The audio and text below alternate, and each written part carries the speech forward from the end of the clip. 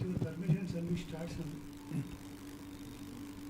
Parabrahma Samarambham Shri Datta Shri Datta Swami Paryantam Vande Guru Paramparam Sarva Vishwanyasta Pada Padmayate Vamahasta Lola Veda Shastrayate Jnana Suryayate Datta Rupayate Shri Venugopala Krishnaya Vandanam Shri Venugopala Krishnaya Vandanam Shri Venugopala Krishnaya Vandanam Guru Datta Shri Datta Prabhu Datta Pahima Vididatta Haridatta Haradatta Rakshamam Pahimam Datta Rakshamam Datta. So, once again we are celebrating Shri Datta Jayanti, and we know Datta Jayanti means Datta, the Parabrahman, the first time who appeared to Atri and Anasuya, first time on this auspicious day of Margasira Paurnima. And we know that Parabrahman, he does not have any birth. He is an unimaginable state. People can't even think, can't even imagine him, and never even pray him, and never even serve him. These are all, for these purposes, Parabrahman, he taken one medium, came down into this world as God Datta, and that God Datta merged with so many human mediums as well as the energetic mediums. All incarnations, wherever, either it in the upper world or in the human world, all incarnations belongs to God Datta only. And I want to share my experience here. And one day I was in Mumbai, where I am walking on the road. I got a experience that sages and angels are discussing about our beloved Shri Datta Swami. And what they are discussing? They are discussing that who is this Datta Swami? And he is wearing a black bag on his shoulder and going and teaching chemistry classes in the university. Who is he? And they are unable to understand who is he. And finally they are discussing among themselves, sages and angels. And they are also pointed out, and they are also clearly analyzing our Swamiji's knowledge. After analyzing his knowledge, they concluded that God Datta in the human form. He is none other than God Datta. Datta Swami is none other than God Datta. Based on how they concluded, because angels can do so many miracles, and sages also, they got extraordinary knowledge. And whereas they never heard this kind of a knowledge anywhere in this world. It is not in this world, in the earth. It is in the upper worlds or any world in the entire universe. The first time this knowledge was revealed by our Datta Swami. The complete uniqueness of this incarnation is complete embodiment of spiritual knowledge. They are concluded, sages and angels, they are concluded based on Swamiji's knowledge and God Datta now in the human form. By that discussion, I came to know that God in the human medium. So we feel that just the common media repulsion, we cannot identify God Datta, or saying that we say something, he is God Datta. If I say, people will say that he is like us only, like a human being. He is behaving like me only. He is having He is drinking, he is having thirst, and he is eating food, and he is also suffering with diseases. And how can I recognize? This Maya is around him. How to overcome this Maya? By listening his excellent spiritual knowledge and analyzing him, that Satyam Jnanam Anantam. This knowledge is nowhere else in the universe. Based on this, we can conclude that God in the human form. Even what happened when Indra could not identify Krishna, when the Krishna in the human being. And we are so fortunate today that complete human incarnation, that ultimate Parabrahman, embodiment of complete spiritual knowledge. He himself came down to the earth, living with us and clearing all our doubts and giving excellent spiritual knowledge and also showing the right path to all of us. And we are so fortunate. How our fortune, we can't even imagine how fortunate we are. Even in the past times, in Treta Yuga or even Kurta Yuga, Treta Yuga or Dwapara Yuga, this knowledge is never revealed before. Even in the Kali age, first time Swami came down and to give the excellent spiritual knowledge, with correlating with excellent science and proving with science, correlating with science, and also showing how to live in this world, justified path. And he wants to make the welfare of all the souls. I once again thanking for Swami came down by his grace, by your embodiment of spiritual compassion. You came down into this earth and giving excellent knowledge and showing law, uplifting all of us. I am thankful from entire souls. Please give your excellent spiritual knowledge and shower your compassion on us. I am thankful to you, Swami, once again. If anybody have any doubts, please ask. Please ask the question. Swamiji will ready to give the answers for us. You told that you have experienced angels and sages discussing. Yes, Swami. Did you see them with your eyes? Yes, Swami, I saw them. Where you have seen? I saw this experience given in Mumbai, Swami. When I was on there. Angels and sages. In the sky where I... That you did not mention. Yes, Swami. You told that you have experienced. Yes. That may be idea. Yeah. Imagination also. I saw in the sky, Swami. That you must. You see, in Kali Yuga, that one sentence is valid. The other sentences nobody worries. Yes, you have seen the angels and sages in the sky. That is very much valid. Yes. All your rest of speech is invalid before that one sentence. Yes, sir. In Kali age, yes. They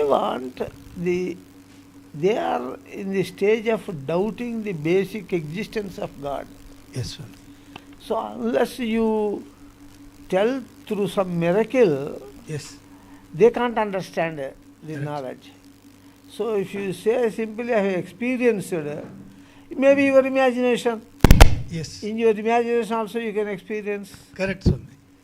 So there the whole value yes, sir. Diminishes.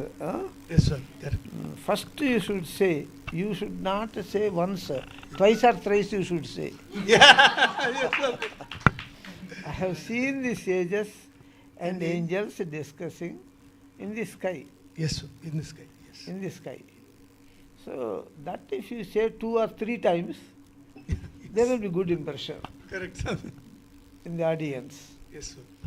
If you say simply I have experienced, experience can be even in imagination. Correct, sir. Imagination also experience is there. Yes. So that is very important. In Kali age, yes.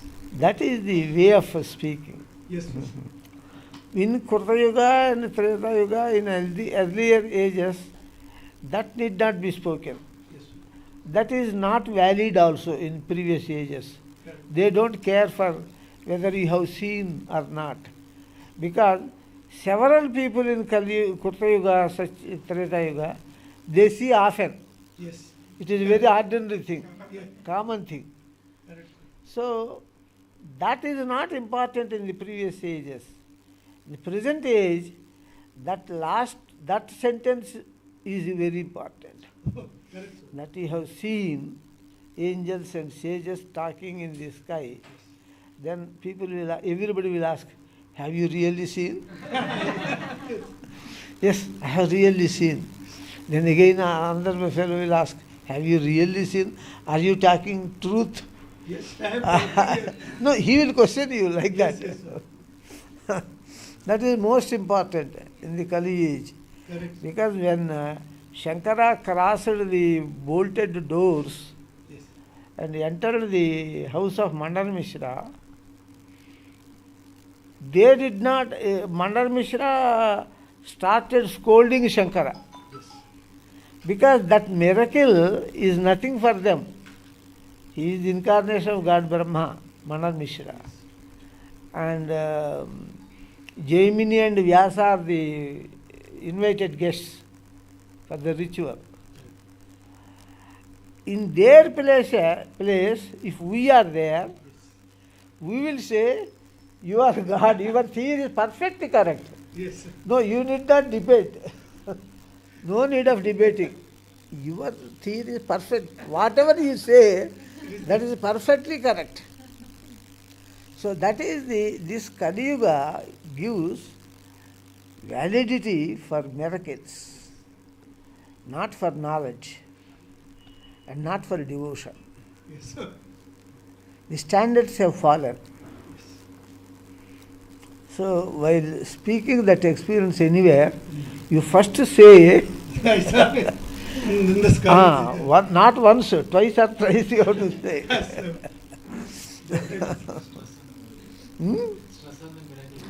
Stress on that part. That is what the people wait to hear.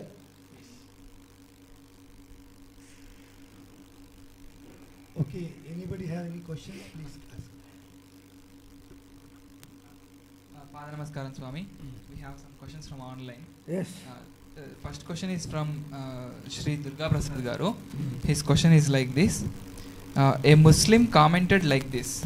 Your Gita only says that he who knows me as the unborn, as the beginningless, as the supreme Lord of all the worlds, he only, undeluded among men, is freed from all sins.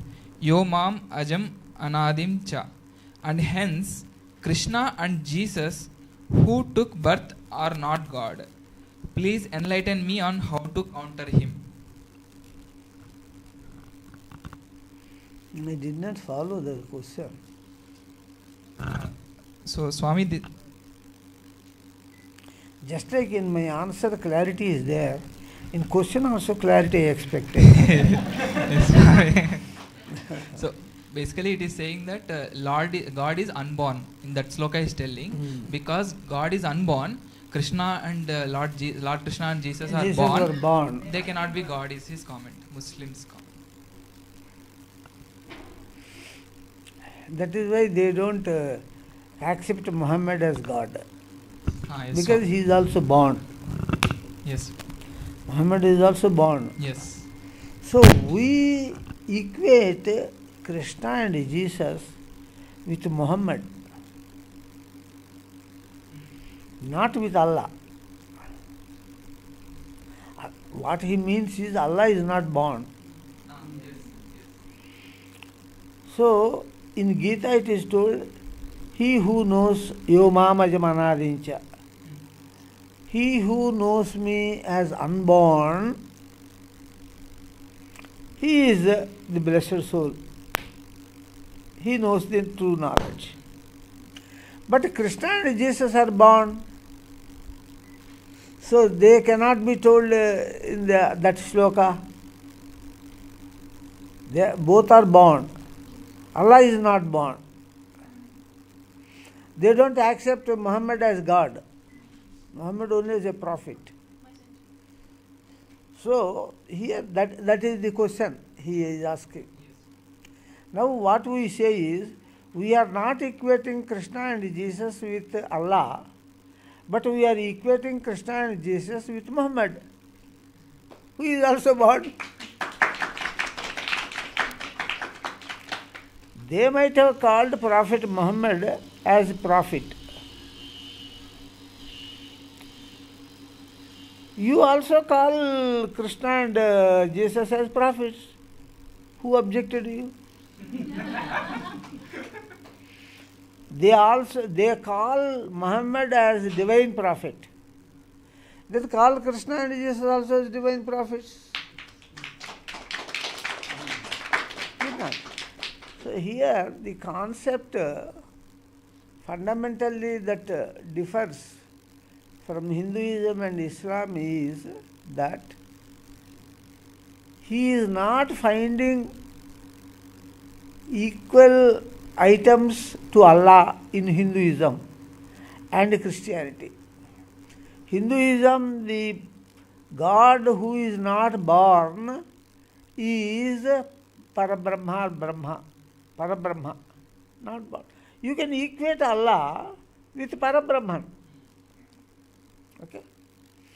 And in Christianity, Jehovah is unborn. So you can equate Allah with Parabrahman in Hinduism and Jehovah in Christianity. Okay? You can equate Muhammad to Jesus and Krishna. Okay? He is equating Allah with Krishna and Jesus.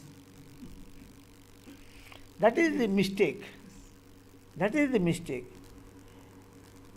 See, Krishna and Jesus are born. Krishna is born on Krishnastami. Jesus is born on Christmas. So, he should not equate Allah with Jesus and Krishna. The relationship between Allah and Muhammad is the relationship between Parabrahman and Krishna, is the relationship between Jehovah and Jesus. Okay? ABC, XYZ. XYZ are in one status. ABC are in another status. You have taken A from that status category, and here you are denying Y and Z. So that is not correct. He is not equating of equal status. One status of one religion is equated to another status of another religion. So that is not a proper comparison. And just like Allah is in Prophet Muhammad, Parabrahman is in Krishna, and Jesus, Jehovah is in Jesus. Moreover, Jesus told that I and my Father are one and the same. So, Jesus told that he and Jehovah are one and the same. Krishna said that he and Parabrahman are one and the same. Of course, Muhammad did not say that he and Allah are one and the same. That difference is there. But out of 3 religions, 2 religions say like this, majority should be taken.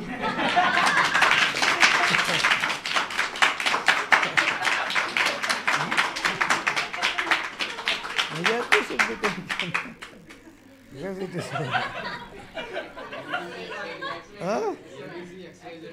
ABC lo only A is there. Here Y and Z are there. Majority.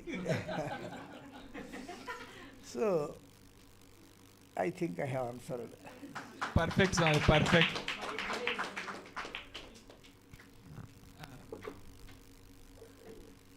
Swami, I have one question, Swami. Swami. That online over? Yes, Swami. One question came. One question. This is my question, Swami. Swami, you did tapas for Lord Datta on Ettipotala, that hill, no, Swami.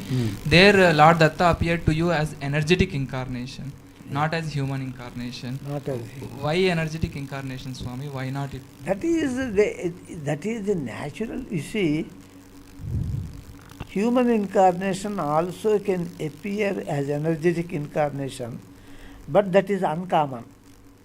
The common natural form is for Krishna, the natural form is human incarnation only, not energetic incarnation.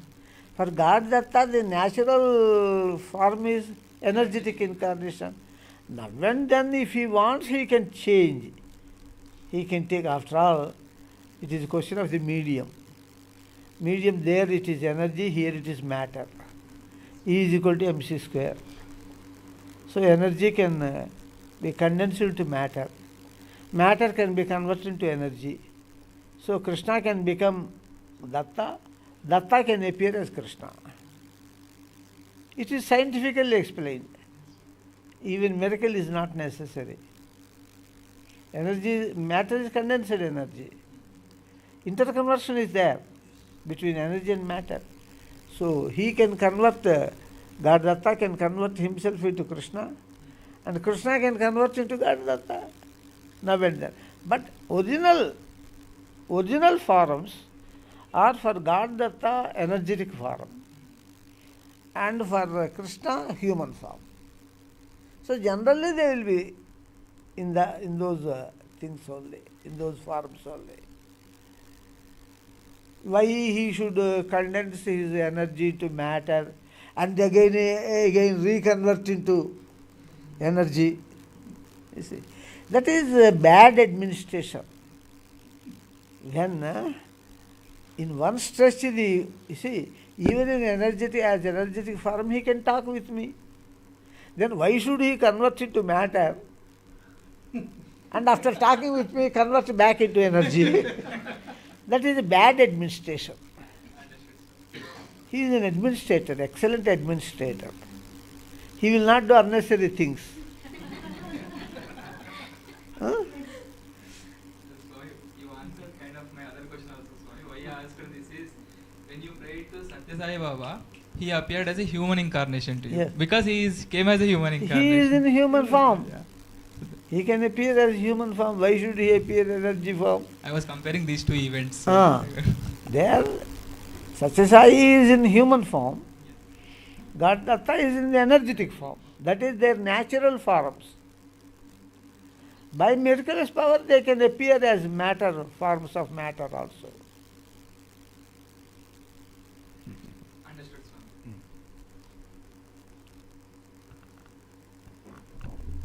So questions are very less in number. I should have slept up to 4 or 5.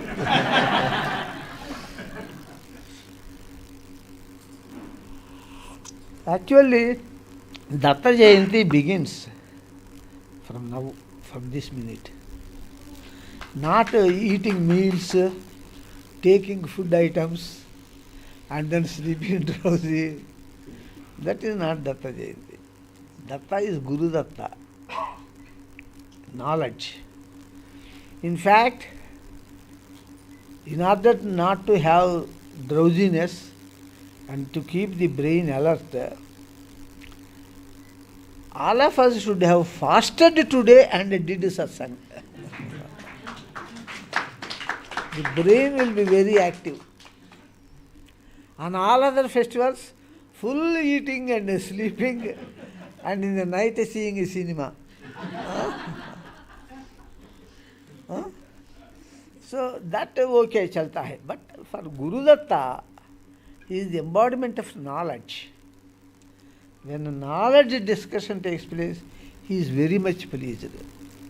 Jnana yajnena tenaham ishtasyamiti me matihi. I like the spiritual debate, spiritual discussion. He doesn't like by the Vadaya, Purna and all these things. So, festival, every festival in fact we should turn as God Datta's festival. Even, you see, on Krishnastami, you fast and then engage in Bhagavatam. Sri Ramanavami, you fast. In ancient generation, elders, they used to fast on festivals, you know. Shivaratri, they fast. So, while fasting, the heavy food, the drowsiness will leave, will not be there. Mind will be very alert. Then you can follow their life histories, their life, divine life, and get inspiration. By that the God is pleased. Especially we Hindus, festival means very happy. Lot of food items, eating food items, then have nice sleep throughout the day, then evening cinema. What cinemas are there in the town? Seeing the cinemas. It is not conducting the festival. It is just conducting the opposite of the festival. It is not the festival.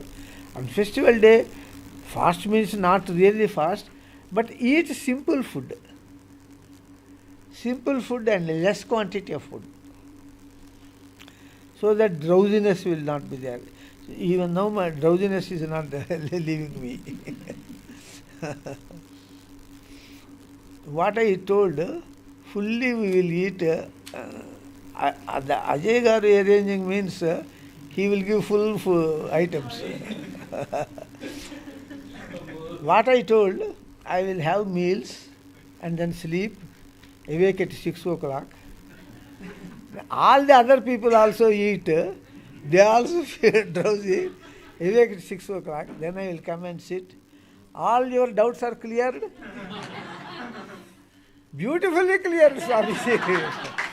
Wonderful clarification. We generally, when we hear the Satsanga, we feel some little headache because the brain is working.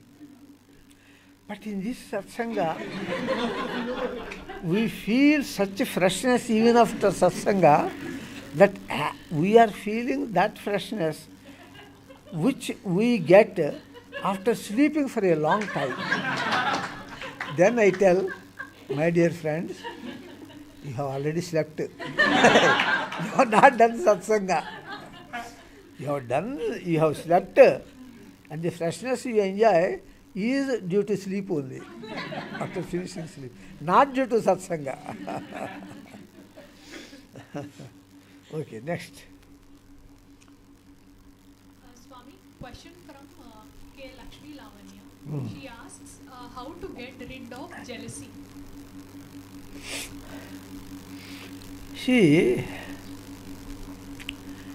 in the 6 vices, bad qualities, Kama, Krodha, Lobha, Moha, Mada and Matsarya. 6 vices. The last one is Matsarya, jealousy. And these 6 qualities are arranged in ascending order of strength. Uttaram Balavattaram. As you go up, the strength of the quality increases. So what is the strongest quality of the 6 vices? Kama is first. Jealousy. You are going in the ascending order of strength. So jealousy is the strongest quality. Why? We have to do research on that. Why? Since it is strongest quality. It is strongest quality because it is very spontaneous and natural in every human being. See, if you are seeing me sitting in this chair, putting this pagadi and wearing this flower garlands, everybody of you will get first idea, then we will become a guru like him. First idea is that. For any human being, the very first idea that strikes, if you see any person greater, of course I am not greater than any one of you. Every one of you is greater than me. In the line of sins. It's all right. So, here, the spontaneous tendency of any human being is to become jealous with a greater person. If you see any greater person, you become jealous. Even in your house, in the night, suppose electricity is not there, failed. You will ask the opposite house, did you have electricity last night? Suppose he said, no, we also lost electricity, you will feel happy. Suppose he said, we have electricity, we had electricity last night. The heart will burn. I don't have electricity and he has electricity. Your heart, with jealousy. Very small things also. Jealousy is not an acquired quality, but it is the inherent quality of the soul. Inherent quality of the soul. So it need not be acquired. You need not. You can learn kama or lust. You can krodha. You can learn lobha. You can learn moha, fascination. You can learn mada, proud. That you can learn. But jealousy you need not learn from anybody because it is inherent quality of soul. Every soul. You see, when I was sitting in my college classes, the lecturer comes and gives the lesson. Immediately what I get idea, whether I will become that lecturer like him. I have to complete intermediate, I have to complete BSc, I have to complete MSc, I have to complete PhD. Then I can become lecturer. First idea is when I will become the lecturer like him and teaching, and we are poor people sitting and listening. And whenever he is seen, we salute, respect. So, people are generally bored with wealth because everybody gets food and shelter and everything, clothes, etc. Minimum needs are provided by God. God provides minimum needs to every soul in this world because He has brought the soul to this world to punish him.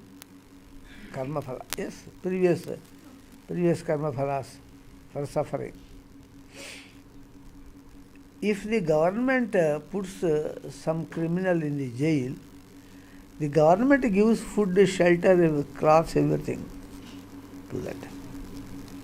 Similarly, God also brought us into this jail to undergo punishments of our past deeds, and God gives food, shelter, cloth to every soul.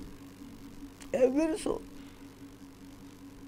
We think that generally beggars, we think he is dying without food. No. God provides him food. He is acting as if he is not eating food. The beggar asks, sir, give me 10 rupees. I did not eat food. Morning only he has eaten. If you give 10 rupees, he will take it to the bar shop, drink wine, smoke cigarettes, or play cards. not actually in need of food. See, you are walking on the street. Suppose you say, I will give you food. You can't give food on the road. You have to take him home and give the food. Is it not? If he says that you come to my home, I will give you food. Sir, I have no strength to walk up to your home. Give some 10 rupees. I will eat in some hotel. Like that he will say. So cheating. It is cheating. Because God provides minimum necessities, minimum needs to every fellow. To every fellow. Why beggars are coming? They find that they can earn more in begging than in other professions.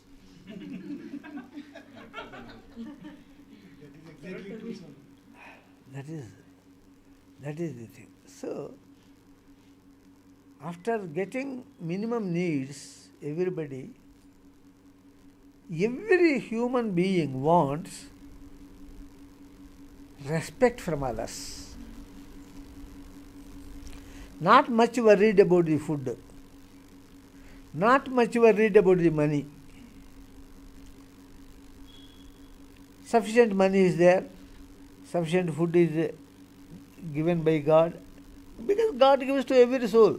Once He brought the soul to this world, He has to provide the food and clothes, medicine, etc. Just like in the jail, the prisoners are getting.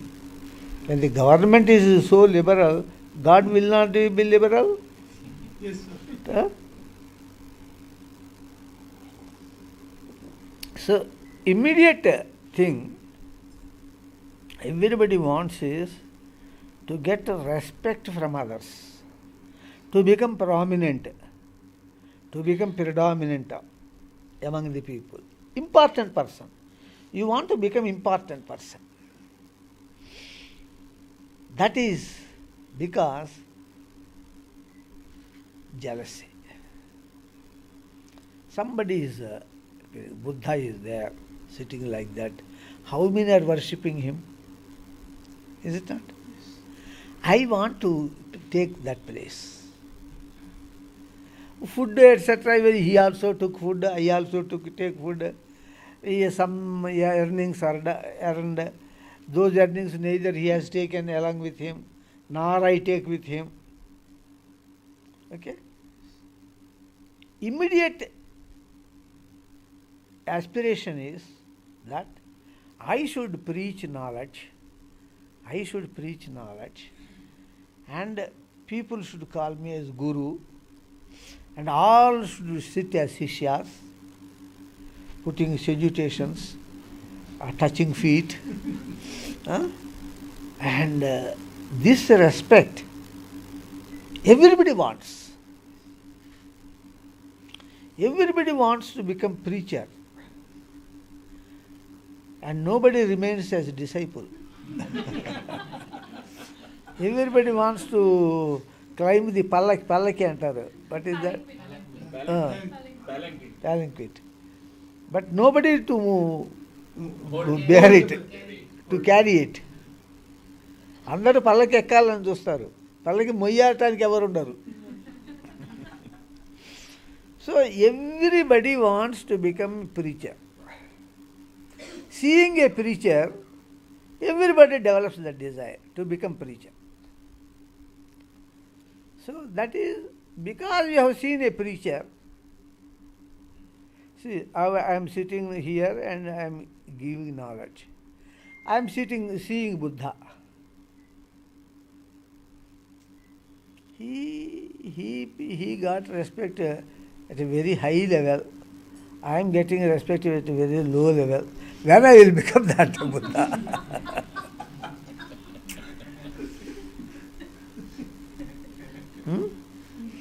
So, jealousy is spontaneous, it is natural for any soul. To remove jealousy is very, very difficult.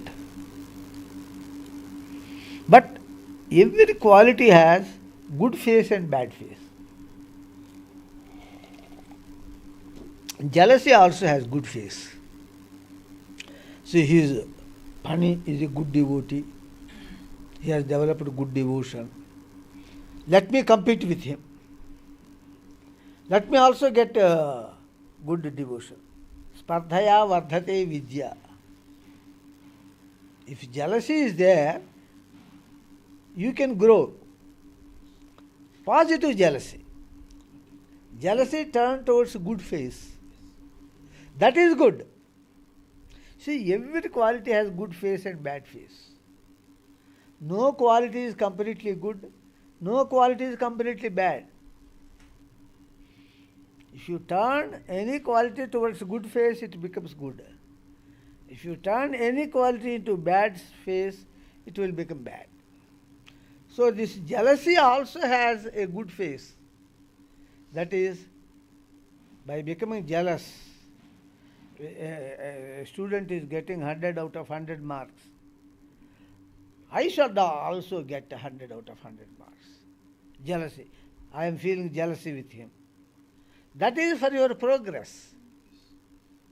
It should not be in the negative side. That fellow is getting 100 marks. Let us sometime kill him so that I will be the highest. That should not be there. Positive side. Positive face of jealousy is also there.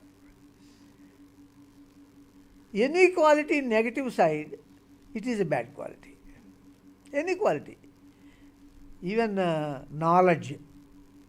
Knowledge, they say it is a good quality. Sattam, sattvagunam. Sattvat sanjayite jnanam. Knowledge is a good quality. But knowledge of some sex novels, is it good? Knowledge, that is also knowledge. Knowledge of some business lines, that is also knowledge. But that is not the spiritual knowledge. That is also knowledge. Sattam is for knowledge. And Rajas is for activity.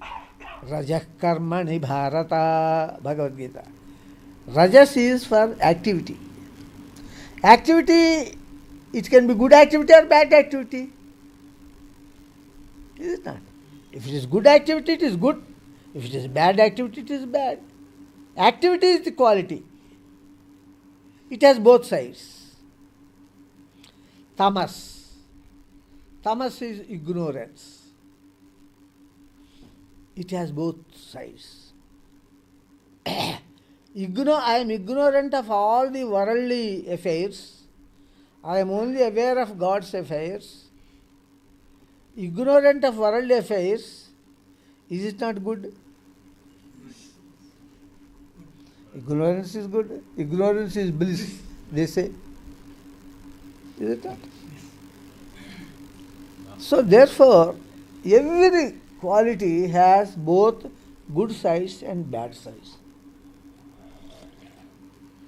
So you need not stamp jealousy as bad quality and ask how to get rid of jealousy.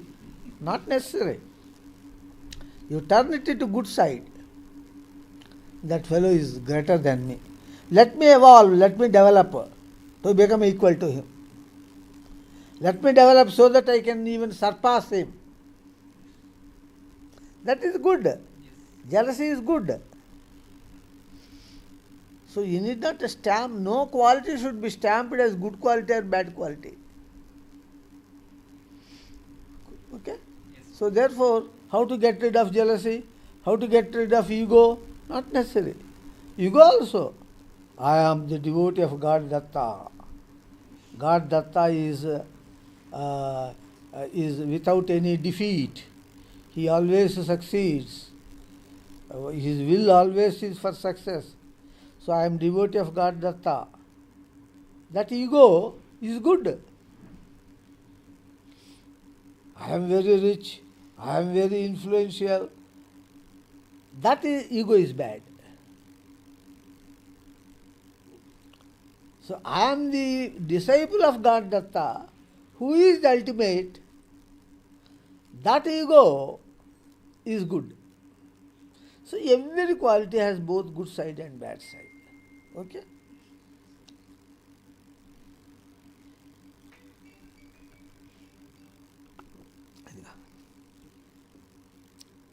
Swami, this is my question, Swami.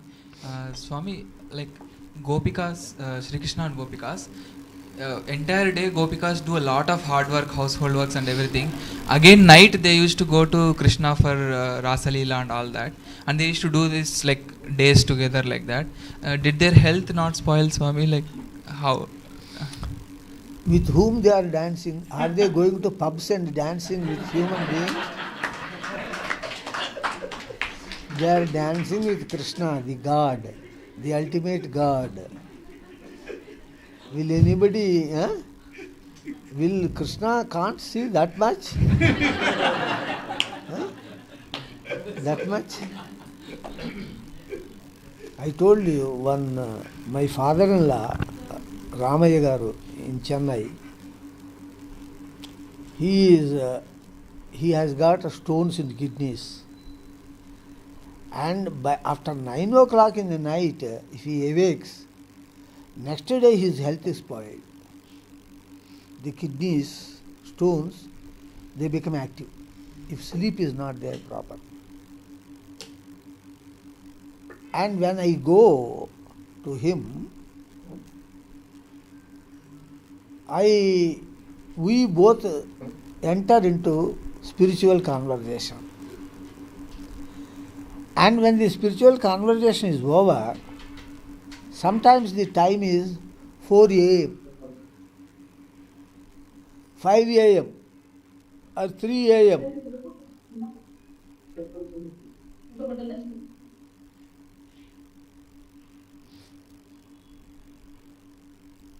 Huh? 5 a.m., 4 a.m. But next day, he doesn't get any disturbance in the health. Any disturbance in the health. Jaya told you also. Yes, yes, yes. When I enter, they both will be sitting in a room and doing conversation, spiritual conversation. At 10 or 10:30 or 11, somebody will open the door. Food, like that, they show. Signals. Then both of us, close the door. Swami, she told that they used to sleep in the night after dinner because they can't wait till 2 a.m., 3 a.m. 3 So a.m. They eat and they go for sleep. Maximum at 10:30, 11 they can wait. So next day, even if he sleeps at 9:30, after 9, half an hour late, his health is spoiled next day. Because the doctor said that don't awake after 9 o'clock. Before 9 you go to sleep. That is the instruction of the doctor. And half an hour if he goes late for sleep, next day health is spoiled, terribly spoiled. Lot of problems in health. But when he talks about God, it is 3 a.m., 4 a.m., 5 a.m. Next day, nothing. He doesn't even sleep. See, whole night no sleep. At least sleep should come. No sleep. More energetic. He feels more energetic. He told, I feel more energetic. So your doubt is clear? Very clear, Swami. With proof.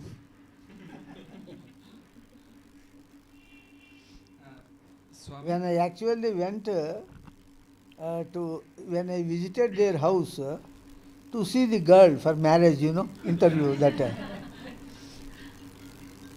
I entered, I sat in the chair, he also sat in the chair. They brought the girl and made her to sit. Before the girl was brought, We both entered into spiritual discussion. The girl was sitting for 3-4 hours. I did not look at her. I did not look at her. Then next day morning I have to come back. I told them, yesterday night I could not see your daughter well. I did not see even her face. So arrange again interview in the morning. Then they brought her and I have seen her. That whole night, 5 o'clock or so, she was brought and she was sitting there. 8:39. We both were discussing there. Not even turned. He is the follower of Aurobindo philosophy, divine life. I am the follower of Shankara, Adi Shankara. So we entered into a debate, difference between Shankara and Aurobindo. I was completely engaged in the discussion. I did not notice some living creature is sitting there. I did not notice even. How many hours she can sit? Up to 9 she sat. And then she was taken back. Then that night perhaps my mother-in-law, would-be mother-in-law, must have scolded him. What is this? You want to perform the marriage of your daughter? And you are doing like this? She should have scolded him. Next day morning he was quite silent. So why I told you this? He asked why Gopikas danced with Healthy.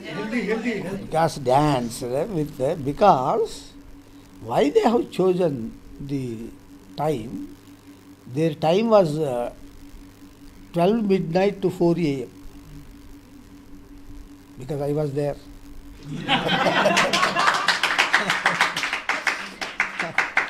That was the correct time.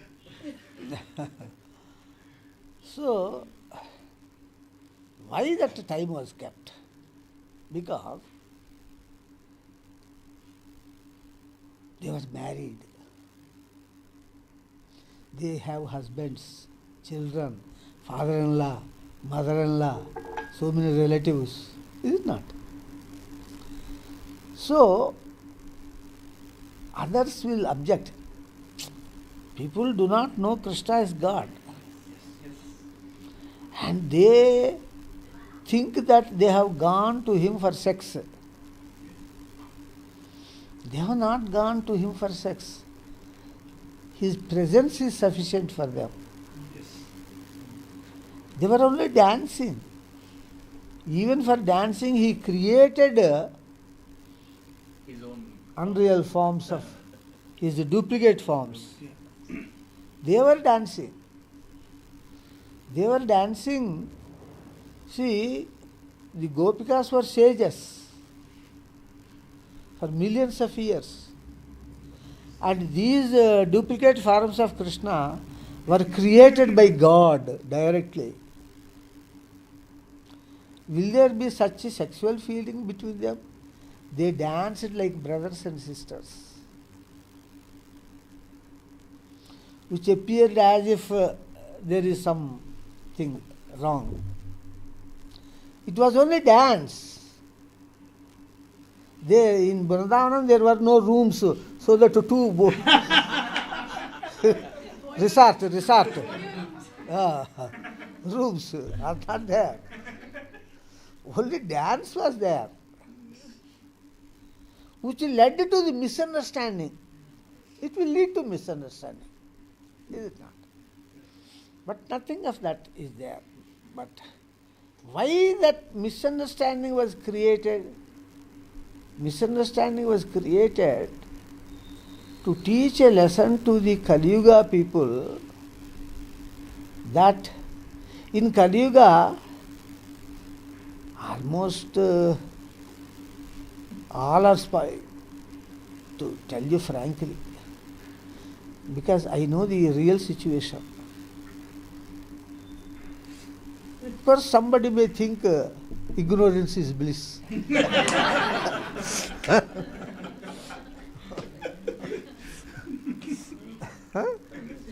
So, almost all the Kali Yuga people are going to be in dushpravrutti, in bad injustice state. So, to attract them to pravrutti state, in the initial stage, a small child shall be given chocolate to go to the school for some time. So, since they are very much fond of dushpravrutti, the same, you see, the child is very much fond of chocolates. Now you want to make him to go to school. You must give a chocolate. Otherwise he won't go to school. So that chocolate which is common, that is shown as attraction piece, to attract them. Once they come to God Krishna for dancing, after seeing his glory, they develop a lot of fascination towards him, towards his personality. They want to study about details of his personality. Immediately they study his details of the personality. The first detail is Dharma Samsthapanardhaya Sambhavami. His first criterion is to establish justice. Justice.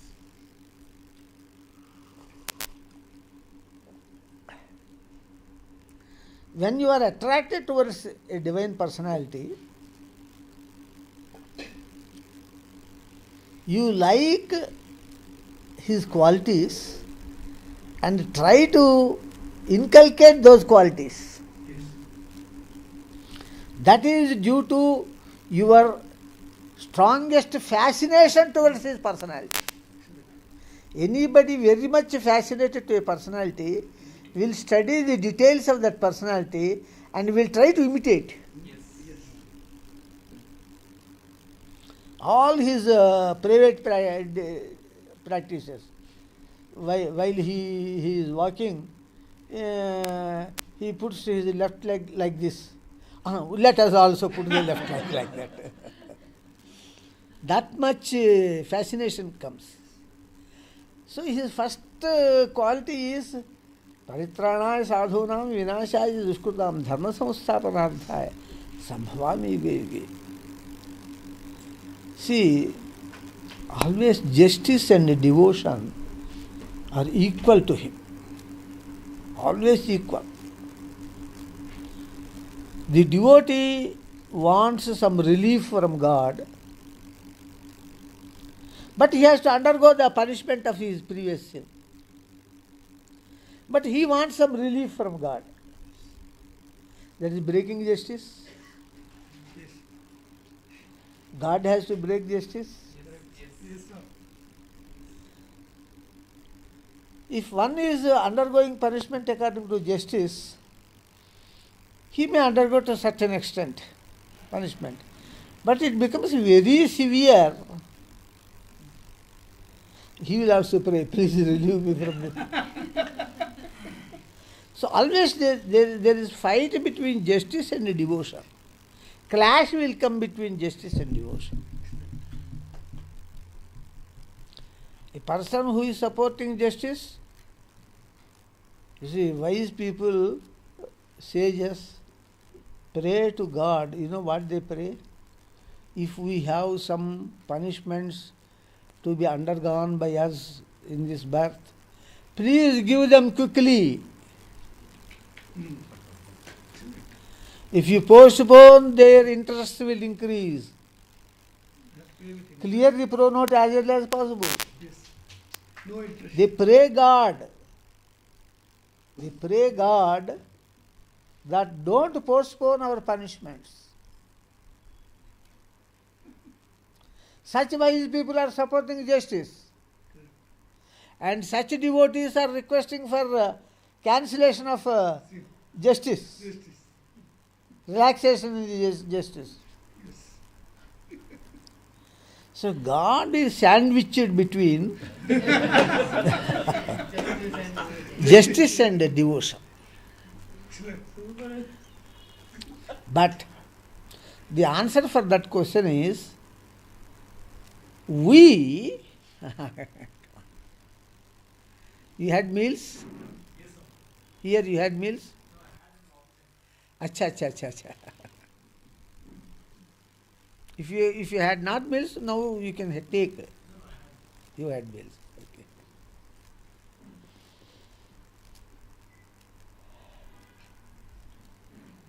So, They are sandwiched God is between sandwiched. devotion and justice. the justice, and for us, the impotent or little potent souls,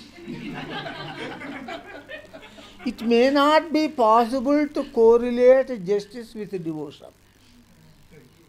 For us it is very difficult. It is impossible. Either I should follow this side or I should follow this side. But for omnipotent God, He correlates both. Nothing is impossible for Him. He is omnipotent. He correlates both justice and devotion in a perfect way that neither complaint from this side nor from that side.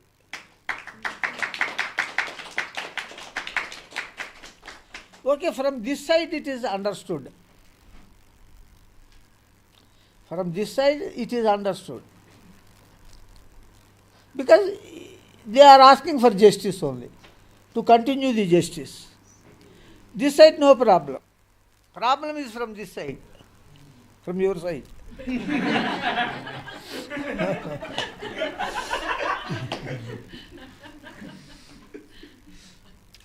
Here the problem is that I have done some sin, you have given me some punishment, I am undergoing that punishment. Now I want some relief from that punishment. This is the problem. Here it is problem. This side. Then what he will do?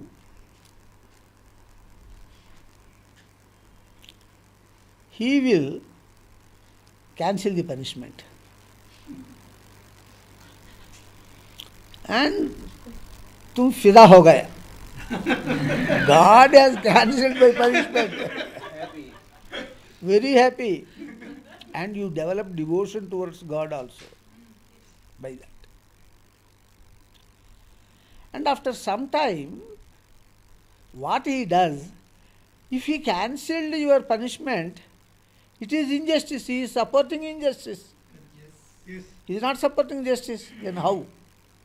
Without your knowledge, the rest punishment he postpones. Then you may say one question. Sir, is it justified? I am a devotee, I have prayed him. He has cheated me. I thought that he has cancelled my punishment. He has cheated me. He has not cancelled. With interest he has postponed. For this the question from him is, you have also cheated me through your fraud devotion. Why you have shown devotion on me and prayed to get rid of your problem? Did you not cheat me? Yes. Was your devotion, was it true? No. Was it really for God? All your devotion is only for solving your problem, for your selfish problem. You have shown fraud devotion on me. When you have cheated me like this, shall I not cheat you? That is wrong. And first you have cheated, then only I cheated. Okay? So, since you cheated, I have postponed your punishment to the later part of this life, or maybe to the later birth. People request for later birth than in this birth, but they don't know, interest will increase. Lot of interest, because this soul has to spend lot of time in upper lokas, bhoga lokas, hell and heaven. All that time interest will be there, will be falling. Better later part of this life, with lesser interest. Now itself. So, Swami, you said in the same Bhagavad Gita, Jnanagni Sarvakarmani Bhaspadat. I will tell. I am coming. See, now, since you have cheated me, I have cheated you. Cancel. You cannot blame me. Agree? Now, next point is that, Swami, you have cheated me to such extent that I have to pay lot of interest, more than principal. Sometimes you pay interest more than principal. So,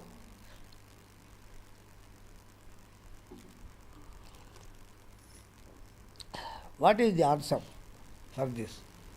God says, I have postponed your punishment, your sin. Meanwhile, due to ignorance of my postponement, you are developing devotion to me. By developing devotion to me, you will come to pravrutti. Excellent. Let it be postponed for some 10 births. Let interest be, huge interest be accumulated. But in these 10 births, by cheating itself, you have developed a lot of devotion on me. And you have studied my personality. And you came to know that justice is my first priority. Excellent. Now, by knowing that, you have realized and you have repented and you did not repeat the sin. You got reformed. When reformation comes, all the previous sins are cancelled. Are you not benefited?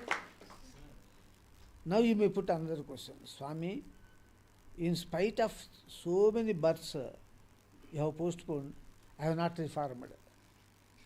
Then you undergo punishment. Nothing can be done in your case. So much time I have given. Huh? No reformation. But no reformation. They are such souls are condemned souls. Condemned, debarred. They are born as animals, insects, worms, and they continue forever. They are debarred. Hell, permanent hell means on earth. There is permanent hell. Ihaiva narake dukhe sampatanti vikarmana ihaiva tayarjita swargo yeshan nashitamatmana. Both hell and heaven are present on the earth, apart from the upper worlds. So, the permanent hell on the earth is to be born as a worm, insect, bird, animal, get next birth also. as insect, animal. Continue that life cycle forever. In fact, yesterday in Satsanga I told that God has shown lot of, you see, first I told God is having a lot of fascination towards the created souls. That is his issues. Yes. He criticizes us for putreshana. He himself is having a lot of putreshana. How? How? He finds one fellow. This fellow is always concentrating on materialism, never on spiritualism. Even if some preacher comes and preaches spiritual knowledge, it won't enter into his brain. He is also his son. Yes. God is very much pleased for his concentration. अरे मेरा बेटा है. Instead of God's subject, world subject he has taken. Okay. But see his concentration. Excellent concentration. So, what he did to that beta,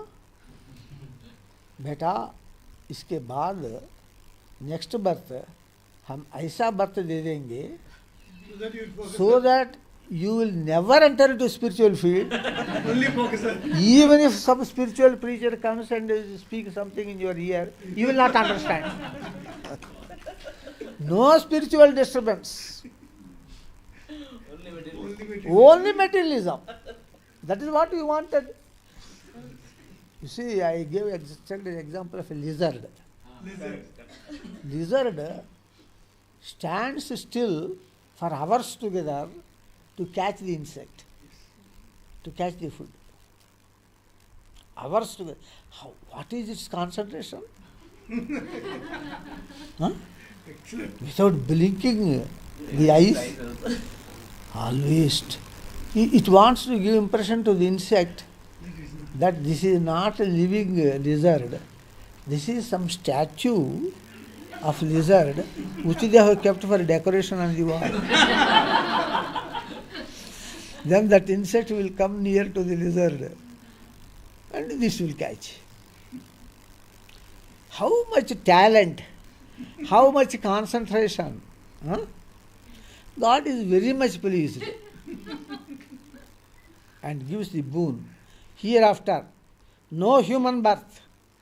Always be born as animal or insect or worm, but always concentrated on materialism. Never your concentration will not be deviated to spiritualism. And even if somebody by force comes and starts preaching, you will not understand. Your concentration will be on the materialism only, on that insect only. So he has blessed. He has blessed his children. He helped with blind fascination. He helped. And I also told the example for the best love of God is creation of hell. Yes. If the parents have some love, extra love towards their child, he got fever, they will take to the hospital and ask the doctor to give injection. Yes. Or if it is complicated, they will ask the doctor to do surgery immediately. Not a tablet treatment, Yes. which will take very long time. Immediately. It may cure, it may not cure also. But it will cure immediately. Surgery and injection will immediately cure. But during surgery and injection, there will be pain to the child. It will weep. Even that weeping, the parents will not mind, because the child is quickly recovered. Yes. So what God did in this world, sending preachers, preaching spiritual knowledge, That is tablet treatment. Tablet treatment. It will take long time. Bahunam janmanamante jnanavan mam prapadyate. The knowledge will enter into his brain after several births. But God wants his children to be immediately cured.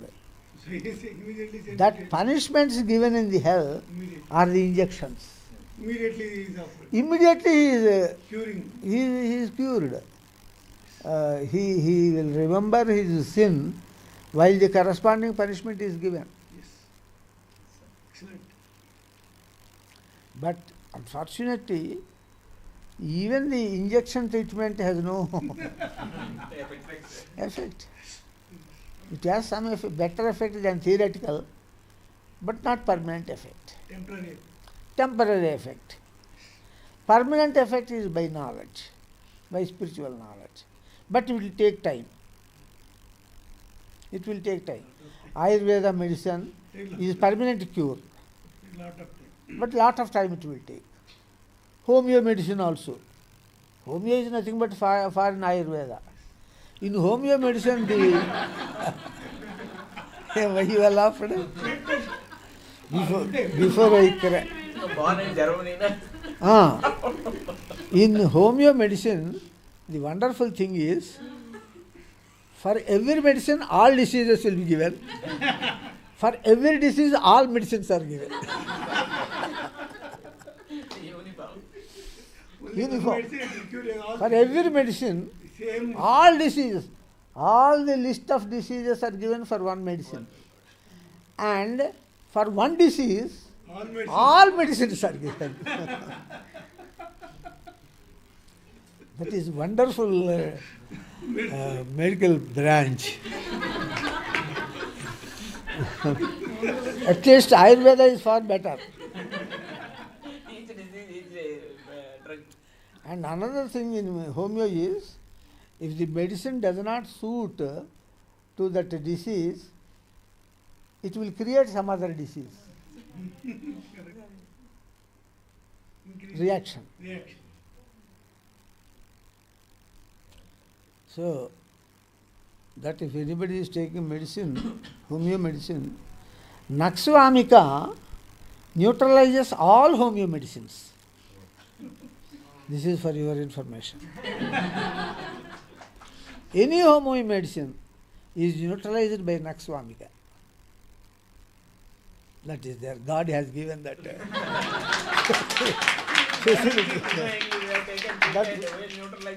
facility. That facility has given. So, like this, what we are speaking? Swami, God has loving his issues. God, Loving is Blind a fascination blind towards fascination towards this soul. animal births also And hell was created so created. that they can enjoy the materialism with concentration. no, what is the original question asked? devotion and spiritual man. In between he is Justice and devotion. Justice and devotion. Yes. Justice and devotion. He can handle with his omnipotent talent. He can handle. Not us. Not us. Us. No, not us excluding you. Swami, one question from my side. You told that hell shows the love of God towards the soul. God created hell so that the souls can be reformed and they can get back into human life. And you are also telling that God will permanently throw the soul into animal births when they get into materialism. So, how to correlate these two? What will God do? Either this or that. When You see, permanent hell means not absolutely permanent. It is very long. Sometimes very long also we speak as permanent. Innumerable number. You see, one says, "Arey, every day he speaks 1,000 lies." Did he speak 1,000 lies every day? No. Some 3-4 lies every day. That 3-4 is told as 100 or 1000. Shatapatram. The lotus flower has 100 petals. Sahasrapatram. The lotus flower has 1000 petals. No lotus flower has either 100 or 1000. Some 10 or 12 or 50. Many, in the sense of many, that 100 and 1000 are used. Similarly, permanent hell means debarred, all that. Permanent hell means a long time hell, which can be treated as permanent hell. Once the soul is realized, once the soul is reformed, he will push out from the permanent hell. He is giving the hell for quick recovery only, not to condemn him permanently. Then he can only create hell and not animal births, no, Swami. Why No, I told that in the upper world, so many people have entered hell, there is no place. So some hell is adjusted on the earth also. Just like Andaman, Kalapani. Andaman jail, jail, Andaman jail, similarly like that. It is already I told the quotation also. Ihaiva narake dukhe sampatanti vikarmana. People will born in hell on this earth itself. Ihaiva tairjita swargo yesham nashitam atmanaha. People enter heaven on the hell itself. Moreover, there is one relation for this statement, that is,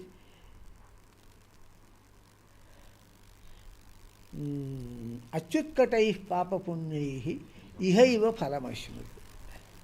If the sins and merits are very serious, very intensive, you will receive the result here itself. Then should there be hell and heaven on the earth or not? Understood, Swami. One question. This is regarding sweet devotion. Can we say that when God wants to enjoy a devoted female soul directly, he comes as Amsha Avatara and he does not come as Purna or Paripurna Avatara, so that he is not answerable about his celibacy to anyone? To explain elaborately, Pandavas are said to be the Amsha Avataras of God Shiva, being the 5 faces of God Shiva. And sage Vyasa is said to be the Amsha Avatara of God Vishnu. Vyasa met with the wives of his brothers to produce children. Pandavas not only married Draupadi but also other women.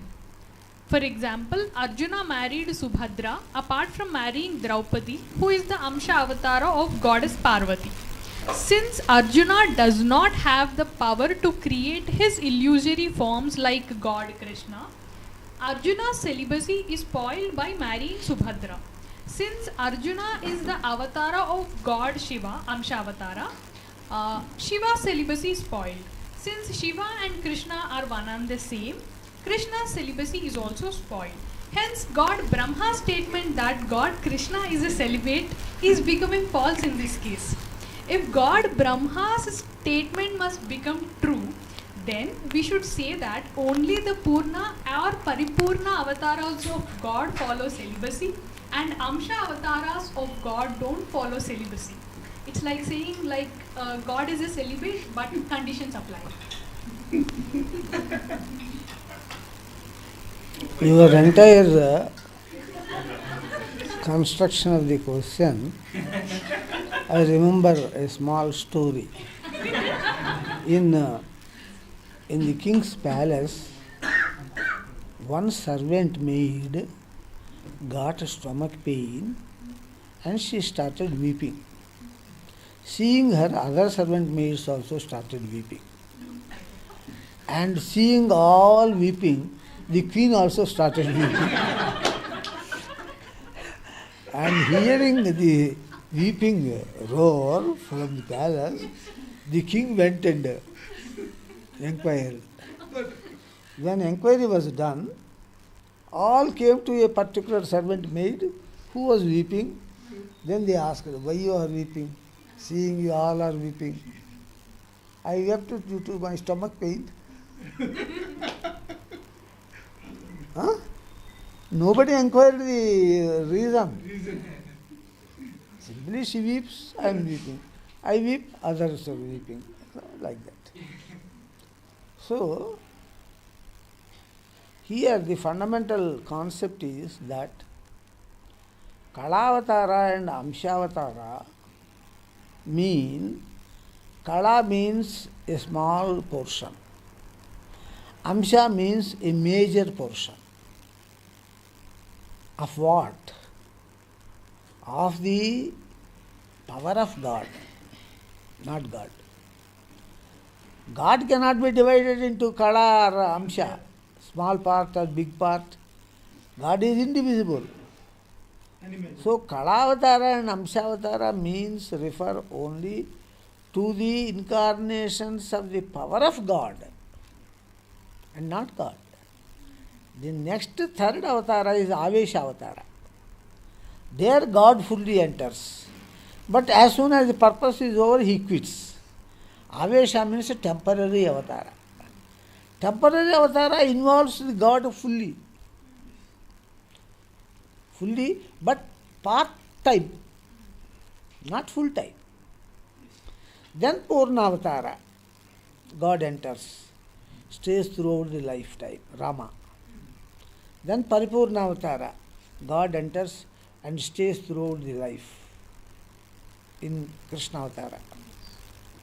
So Aveshavatara and Purnavatara and Paripurnavatara, all these three, God enters the medium.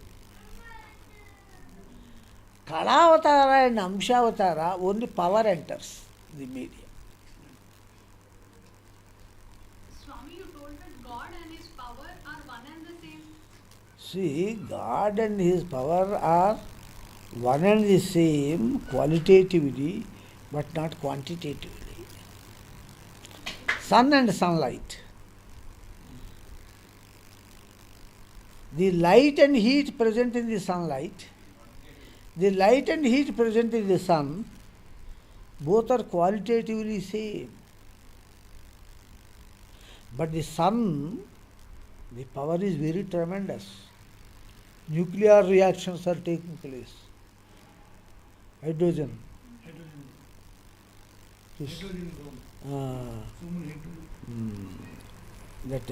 Fusion. And if that technique takes place in the sunlight also, all of us are gone. So, qualitatively it is light and heat that are present in sun and sunlight.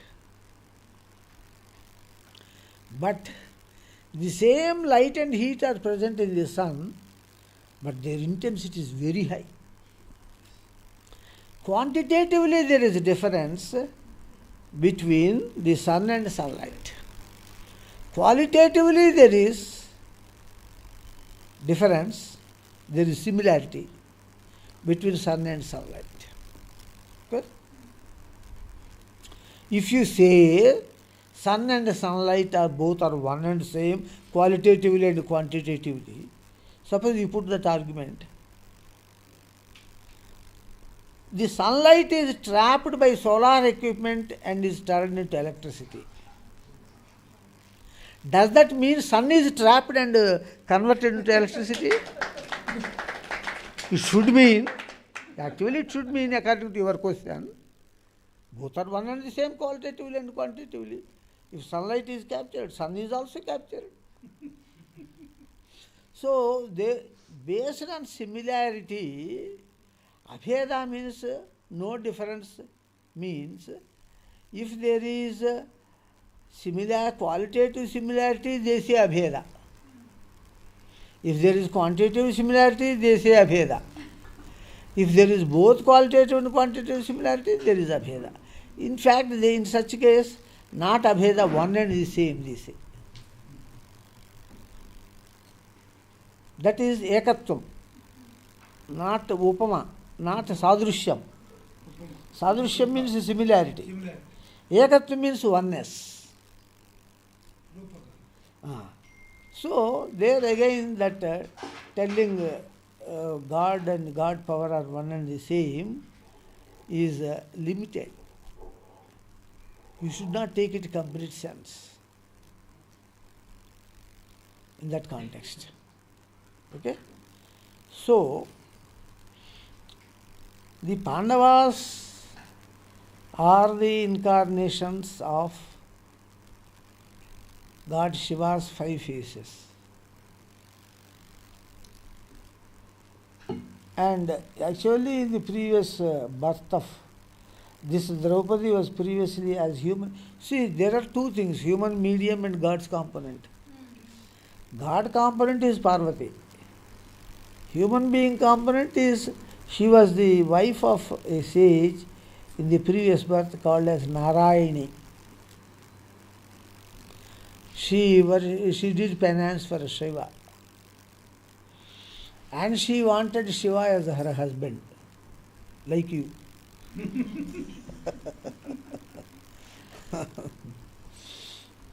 She is very strong devotee of Shiva, God Shiva. And she always feels that Shiva is my husband. Shiva is father, Shiva is mother, Shiva is husband, Shiva is darling, Shiva is friend, Shiva is preacher, everything. That is complete devotion. All worldly bonds are broken, but the feelings present in all worldly bonds, they are to be diverted to God. That is why once Gopikas prayed Krishna that, O God Krishna, you are our father, you are our mother, you are our preacher, you are our friend, you are our husband, you are our darling, you are the ultimate. When all the worldly bonds are broken, all those feelings will have to be, feelings means love. All the love present in all the worldly bonds should be focused on God. Then that spouse bond feeling also will be there. Yes.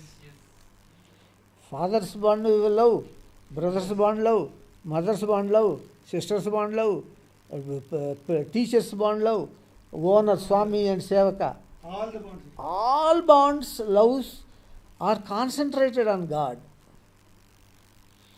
Then this spouse bond feeling also, love also enters that.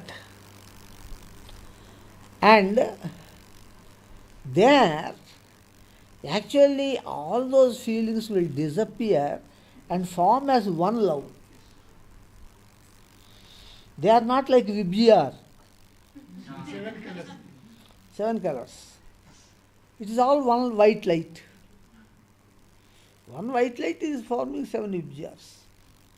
So all these 7 Vibgyar colors from all the worldly bonds, they unite and become single white light. That is a love for God, and which is called as a devotion to God. So that problem is not there. Okay, that is a different issue.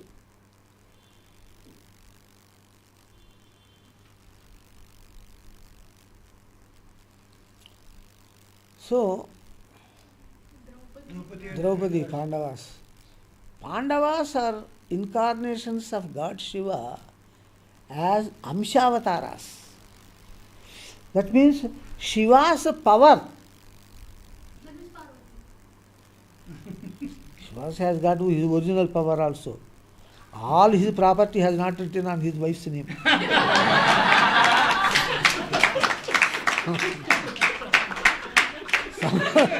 Some property he gives on his name also, because if all property is written on her name, she will say, get out. Beg your food.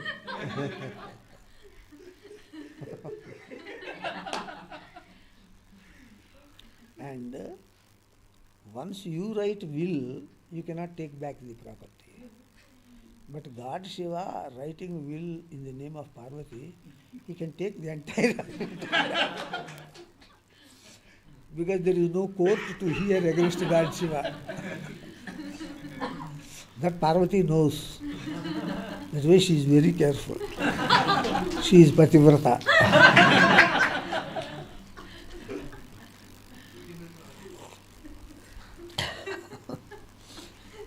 So therefore, God's power is incarnated as Panchapandavas. And when she did penance in the last birth, she asked God Shiva that he should become her husband. 5 times she asked. Patirbhava, Patirbhava, Patirbhava, Patirbhava. She did not think that 5 husbands will come. If I ask 5 times, it will be strong. In that view she asked. But God, since she asked 5 times, I will come in 5 forms, 5 husbands. And you need not compare their examples with human beings. Because Pandavas, Panchapandavas are born to Kunti and Madri just on the spot. They did not bear the children for 9 months. They did that mantra given by Durvasa, and corresponding angel appeared and gave the child on the spot. Kunti also got Karna from Surya. Like that they got children. Like that human beings are not born. You cannot compare human beings with Pandavas. And coming to Draupadi, she is born from fire. Agnikunda. No female is born from fire. Huh? So, you cannot compare them with ordinary human beings, apply that in human beings, and derive some dirty conclusions with the help of those angels.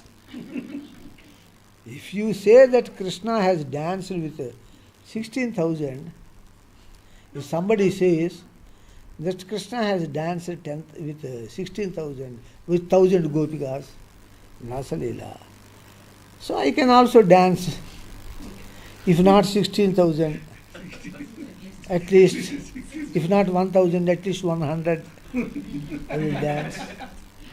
Then you should ask him, okay, for 1,000 gopikas, Krishna lifted Govardhana hill. Some big, small stone you lift proportionately. I am reducing proportionately. 1,000, 100. Suppose hill, a big stone on the finger. Then he will say, where is the restroom? I will answer your question. First I have to go to restroom.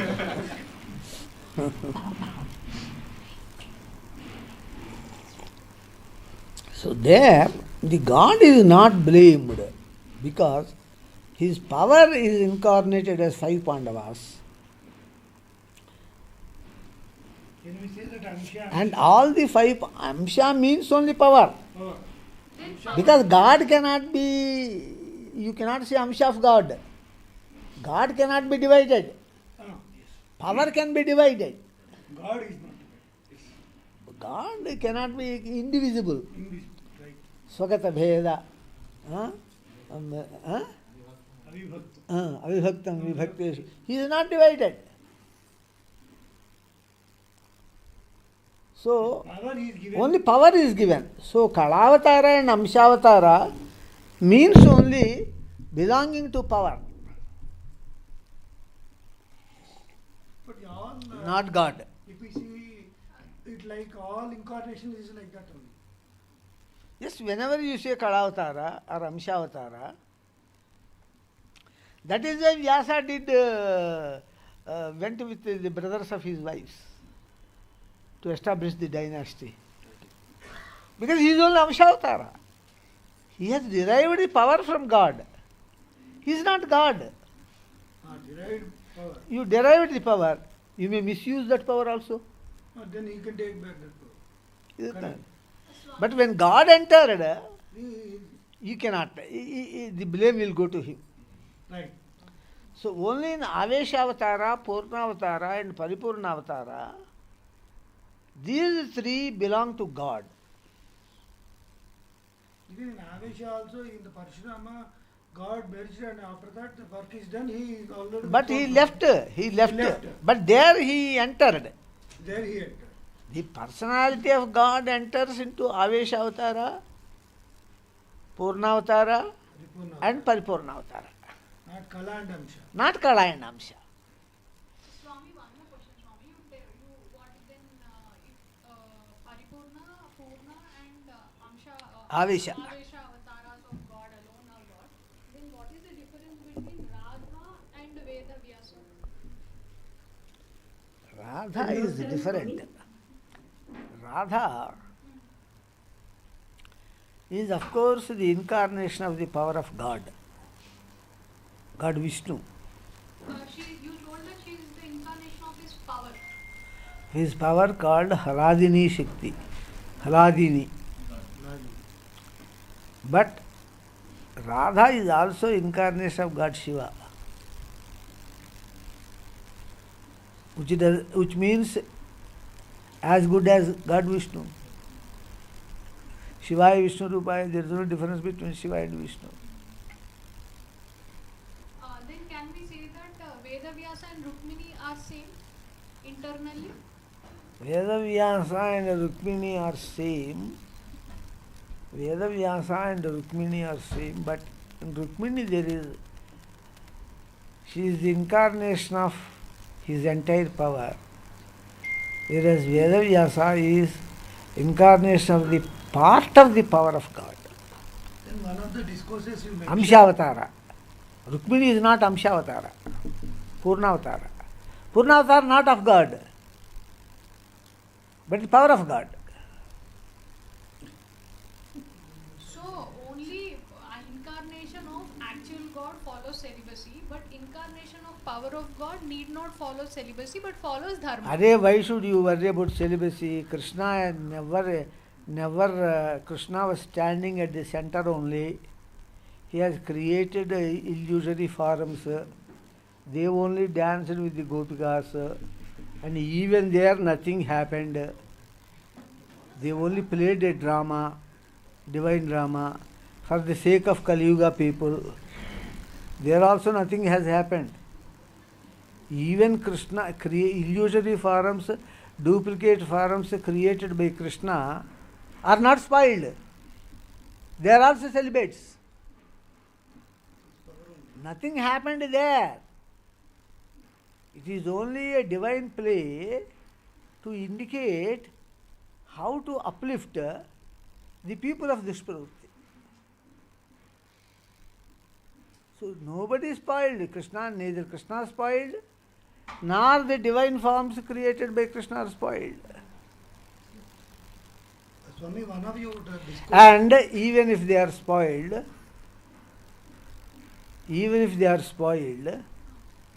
even suppose the created forms by Krishna, like in 16,000 wives, even if they are spoiled, they are just human beings only. They are just human beings only. Now you may ask, Krishna married 16,000 wives. But during the marriages itself, Krishna created forms. These created forms are only spending nights with those wives. God's children, no, nothing is spoiled. Nothing is spoiled. Because they are continuing. They are married to the duplicate forms of Krishna, once in the beginning, during the marriage itself, then later on they spend all the nights. Where is this very selfishly spoiled? Not in the case of incarnations like Krishna who are Purna Avatara, Paripurna Avatara. But in the case of Amshavataras and Kala Amshavatara, Kalavatara, they are only the incarnations of the power. See, God has given some power to demon. Demon misuses it. Which part you will deny? Do you say that God has not transferred his power? He has transferred his power. He has misused. They are not very important examples. Because God is not involved there. when you say that God and his power are one and the same in the unimaginable state, when they both take form, they are not the same. So can we conclude like that? Yes, in the unimaginable state you cannot divide two unimaginable items. Always you have to take one unimaginable item only. See, this is the discussion between Vedanta school and Shakteya school. Shakteya says that power is present in the original. No Brahman, no God. Vedanta school says God is present. That is Brahman. Okay? Now we don't know whether both are present, whether one is present. Okay? Now what we have to do? In the original unimaginable state, since two unimaginables cannot be isolated, so you have to take whether it is one as one, whether it is two also as one. In the unimaginable root state, there is only one. That is why they don't say it as Brahman or Shakti. They say it as it. Tat. Harihi Om Tat Sat. Tat Sat. That it is the absolute reality. It. Why it? We don't know whether it is Brahman or Mahamaya. They indicate as one, but one. Both are unimaginable. That one is indicated by the word Tat. Harihi Om Tat Sat. Tat Sat. Om Tat Sat is a very famous thing. Sat means absolute reality. Tat means in the unimaginable state, we don't know whether it is Mahamaya or Parabrahman. So we take it as one. That is it. That is why in Veda, everywhere, almost several places, it comes as Tat. Even Tattvamasi, there also Tat. Tat is used. Not Parabrahman or Vedanta school people will use Parabrahman. Shakteya people say that Adi Parashakti created Brahma, Vishnu and Shiva. Okay? So we don't know whether in imaginable things we can distinguish whether the Prime Minister is Indira Gandhi or Morarji Desai. But there we can't distinguish unimaginable state. When they are projected, then only we distinguish. Dualism appears on their manifestation. In the unimaginable state, only oneness, Advaita. Okay? Clear? You will not torture me further?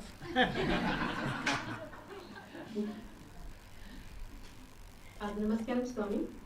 Namaste. Swami, thank you for everything that you graced us, Swami.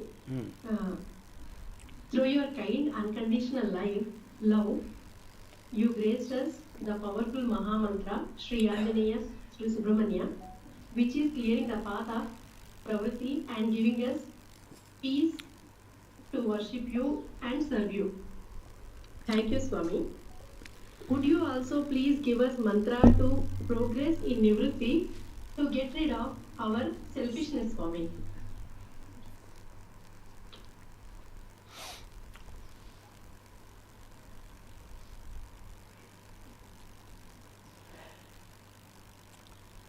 See, the path of pravrutti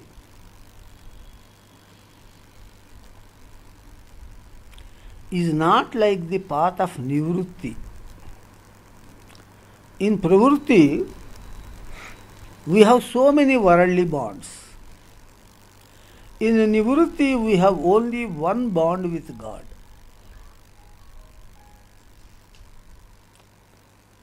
In pravrutti, we have several worldly bonds and several types of problems. Problem with son, problem with daughter, problem with wife, problem with husband, problem with brother, all relatives, problem with friend, manager. Huh? Here in nivrutti, the only problem is with the only God.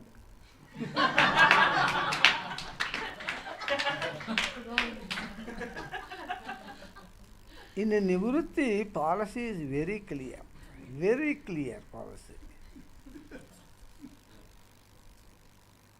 In pravrutti, there may be several policies involving different items. The child will be happy if you offer a chocolate. Even if you give 500 rupees note, he will tear it off.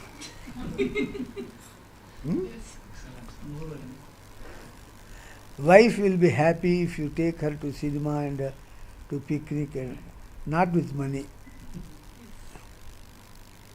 Like that, several worldly bonds to be satisfied by several means. Of course, money plays very important role in pravrutti also. Because by money you can get anything. So you can satisfy anybody by money.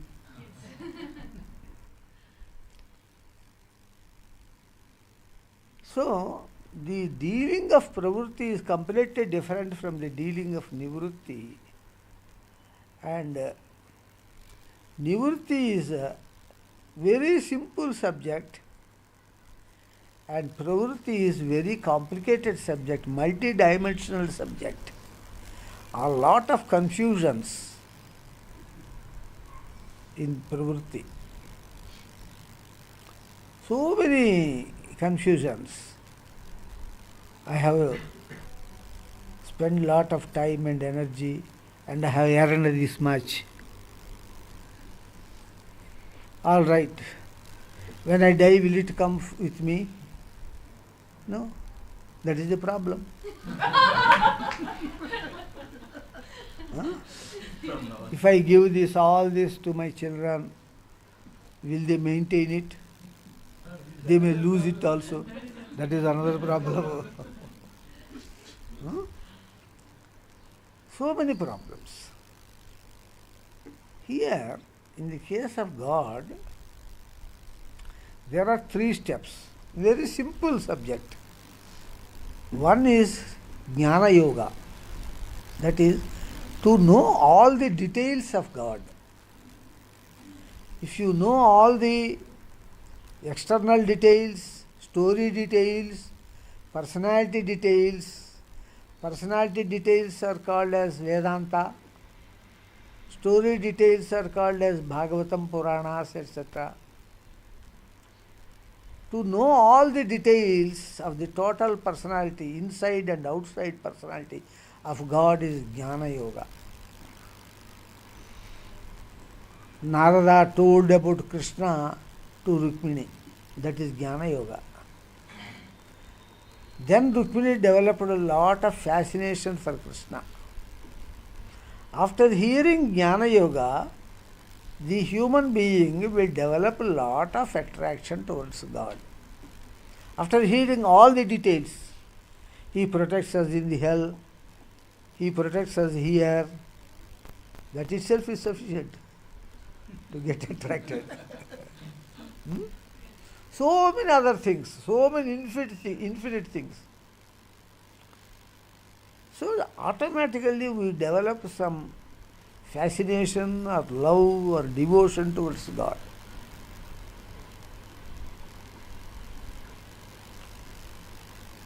We will also develop, after knowing the details of the wife, her good qualities, her good lookingness, etc. We get all the knowledge of her.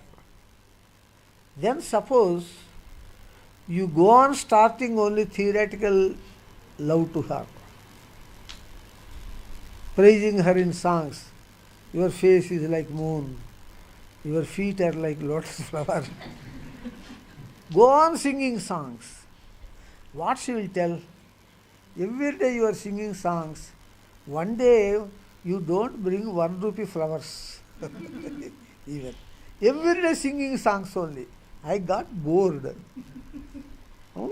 All this is artificial love you are showing to me. At least you bring flowers for 1 rupee one day. Will she say or not? Same thing applies to here also. Here God also has given another policy. Ye yatha mam prapajyante tam tathaiva bhajamiham. If you sing on me, I will sing on you. I will also bring some, call some deities, some angels, conduct a meeting, mic will be there. I will also sing on you. Ye yatha mam prapajyante tam tathaiva bhajamiham. At least the wife doesn't tell, if you sing a song, I will sing a song on you. She doesn't tell. Here God tells, if you sing a song, I will sing a song on you. If you praise me before other human beings, I will praise you before angels. So,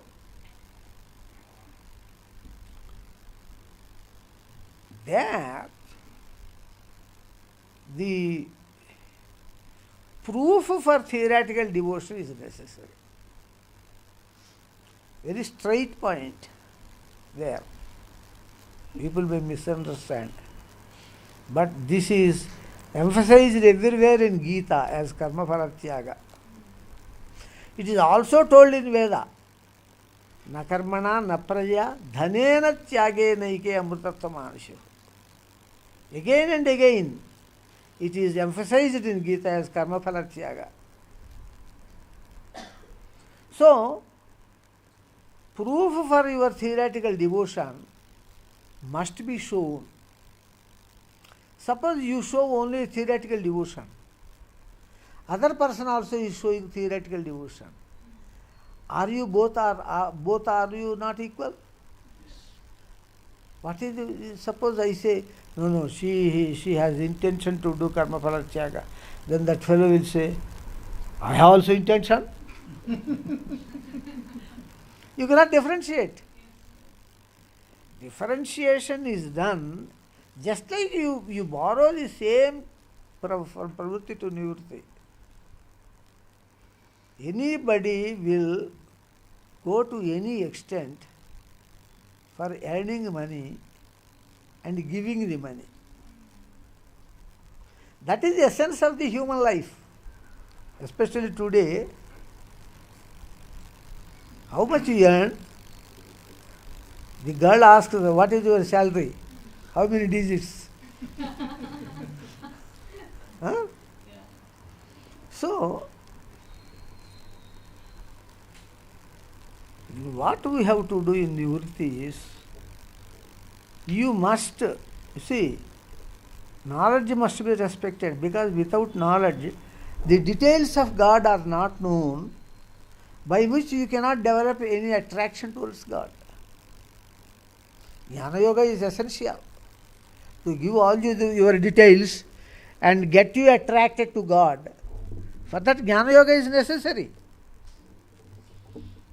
I am not lowering the importance of Jnana Yoga. Then Bhakti Yoga is necessary. Bhakti Yoga. That is devotion on God. Devotion on God is theoretical devotion will be generated, and this theoretical, suppose there is a personality, you are attracted very much by the personality, and you have developed also lot of devotion to God. You will sing many songs, you will give many lectures on the details of the personality of God to others. Jnana, that is Jnana Yoga. Both these are theoretical only. There is no proof for your theoretical devotion. You must establish the proof for your theoretical devotion in the case of God also. You spend all your money for your wife and children only. Not a rupee for God. You will sing 100 songs. You will give 100 lectures. You won't purchase for 1 rupee camphor and give harati to God. That is what in Ishavasya Upanishad is told.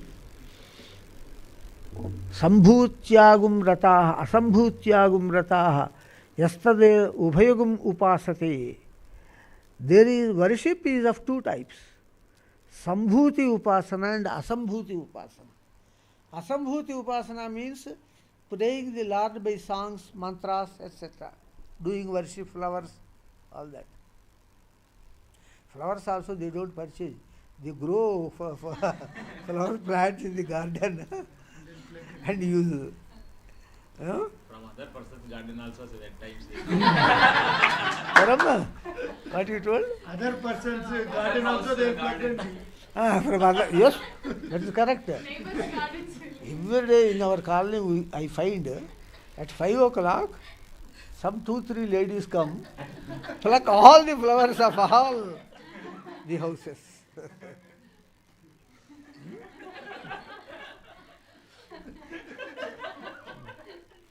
So, unless we frankly analyze the human tendency and human weaknesses, we cannot progress.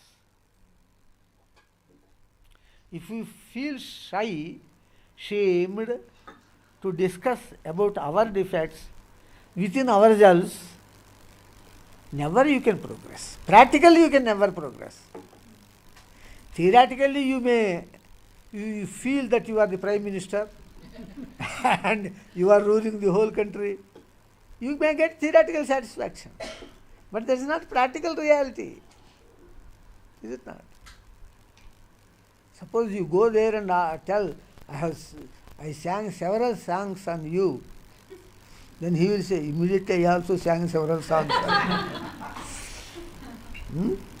Oh dear God, you sang. Oh dear devotee, he sang. But neutralize. So, the whole problem, I often say one statement. People say, we are unable to do any practical sadhana because we are unable to digest that Brahmajnana, that spiritual knowledge. Only to escape practical things. It is very simple. Even an LKG student will understand. Theoretically there is no complication. Theoretically there is complication in worldly matters only. In spiritual matters there is no complication. Simply one statement, Paisa me Paramatma hai. It looks very odd from my mouth. It leads to misunderstanding. But I don't care. That is the truth. That is why the karma phala tyaga is very much stressed in Bhagavad Gita. Everywhere. He says, Dhyanat karma phala tyagaha tyagat shantir anantaram. After doing karma phala tyaga, there is no effort from your side. You can keep silent. That is the full stop for all your spiritual efforts. See, Jnana Yoga means knowing the details of Mumbai city. Bhakti Yoga means developing interest to see Mumbai city, to reach Mumbai city. Then Karma Sannyasa, Karma Yoga consists of two, Karma Sannyasa and Karma Phalacyaga. Karma Sannyasa means sacrifice of physical energy. You walk up to railway station, that is Karma Sannyasa. Karma Phalacyaga means purchasing the ticket up to Mumbai by taking money from your pocket. After purchasing the ticket, you will sit in the train. All your efforts are finished. The train will take you to Mumbai. Don't think that since you are in Mumbai,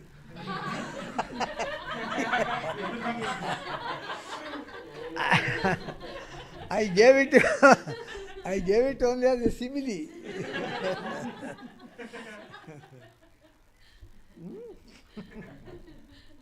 Sir, already I am in Mumbai. I need not travel to Mumbai.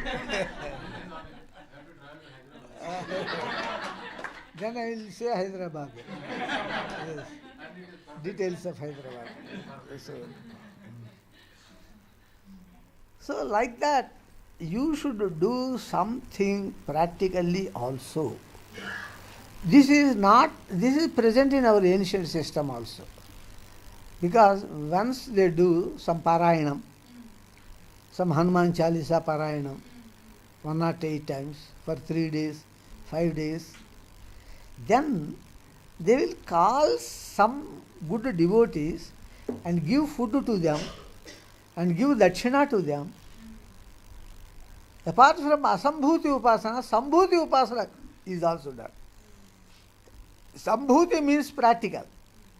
Asambhuti means theoretical. Yastadvedo bhayagum saha. Unless you do both, you cannot reach God. But by practical devotion, you should not discard theoretical knowledge and theoretical devotion. You want only paisa? I throw on your face. Take it, give salvation. That will not work. You should have both theoretical devotion, knowledge and theoretical devotion. I gave simile. For the practical devotion, it is mango plant. Mango plant alone gives mango fruits. The water cannot give mango fruits. The manure bags, fertilizer bags also cannot give mango fruit. But for the mango plant, the water is necessary, otherwise it will die. For mango plant, fertilizer is necessary, otherwise it will not grow into a tree and give the fruit. Both are necessary, both are essential. Simply mango plant cannot give the fruit. So I am not lowering the importance of Jnana Yoga and Bhakti Yoga. They are also necessary. But the direct cause for the fruit is only mango plant. Only from practical devotion you can get the direct fruit. Because he says that I am your reflection. Rupam rupam pratirupo bhapuva. I am just your reflection. If you do theoretical devotion, I will give you theoretical fruits, theoretical boons. If you are giving knowledge very excellently, like me, you know what God gives boon to me? Let your intelligence grow more and give more clarifications in the knowledge. But he will not give me 1 rupee. It is only theoretical, with intelligence and with lot of emotion, singing songs. Emotion always belongs to mind. So then he will give the boon, let your throat become more sweet, let you sing more sweeter songs. Only that, not the mango fruit. So the fertilizer, you may have 100 bags of fertilizer, it will not give 1 mango fruit. You may have 100 tanks of water, it will not yield a mango fruit. Mango fruit is yielded by Mango plant only. But for that, water and fertilizer are also necessary, without which it cannot give the mango. So all the three are necessary. Knowledge is necessary, theoretical devotion is necessary, and practical devotion is also necessary. What we are doing, especially in India, from long back, the disease is only to give theoretical devotion to God and aspire for practical fruits. I will read 108 times Hanuman Chalisa, give me job. If you read 108 times Chalisa, he will give you strength to read 1000 times Chalisa.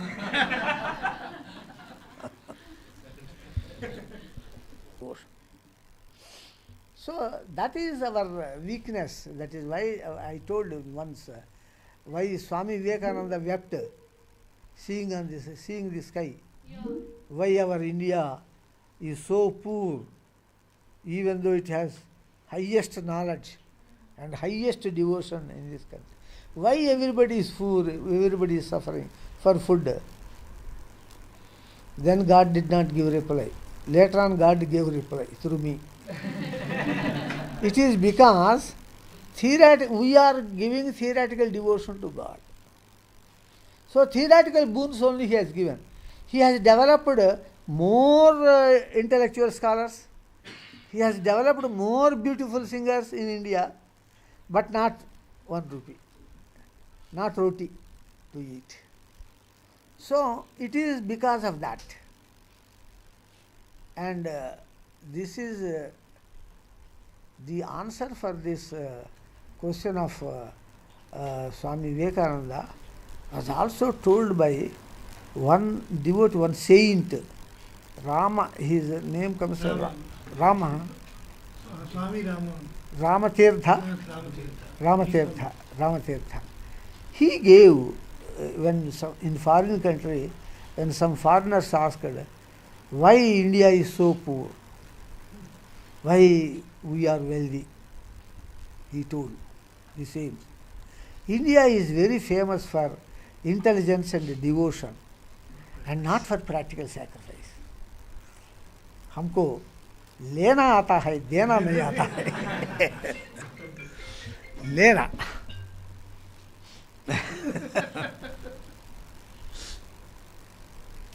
So why I am telling all this?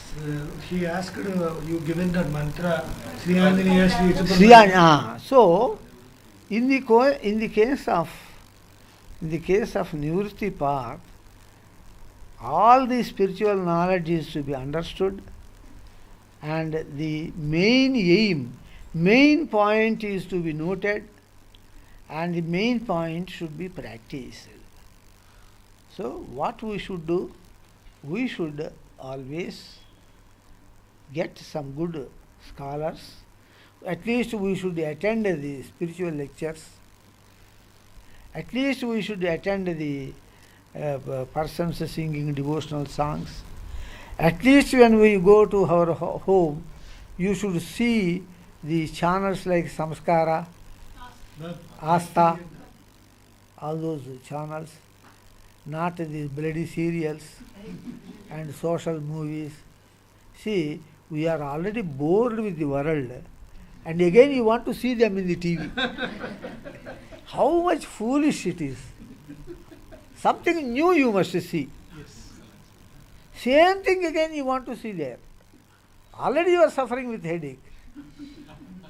How foolishness. Huh? You can see devotional pictures, and nowadays they are preparing social pictures also with a divine element, like Hanuman, like that. So you can see, you can at least, if you don't patronize scholars and devotional singers, at least when you go home, they are freely available. You need not patronize them. Of course, you have to pay something for the channel. Huh? No, Swami, some channels are free. Some channels are free. But All all Bhakti channels are free. So, why don't you use those? At least beginning. Make a beginning step. So finally, if you do something practically, he will do practically. He will respond practically. He is just your reflection. Rupam rupam pratirupo babhu. He used the word rupam rupam. That means for every personality, for every human personality, I take the corresponding reflection. That is why he used rupam rupam for every personality, human personality. Every thought. For every personality. Yedhamam Yedhamam prabhajyan tamastasai bhajamyam. That is just the copy of that Shruti, Veda. So, that if you know that, of course, once Kishore Ram asked one question, Sir,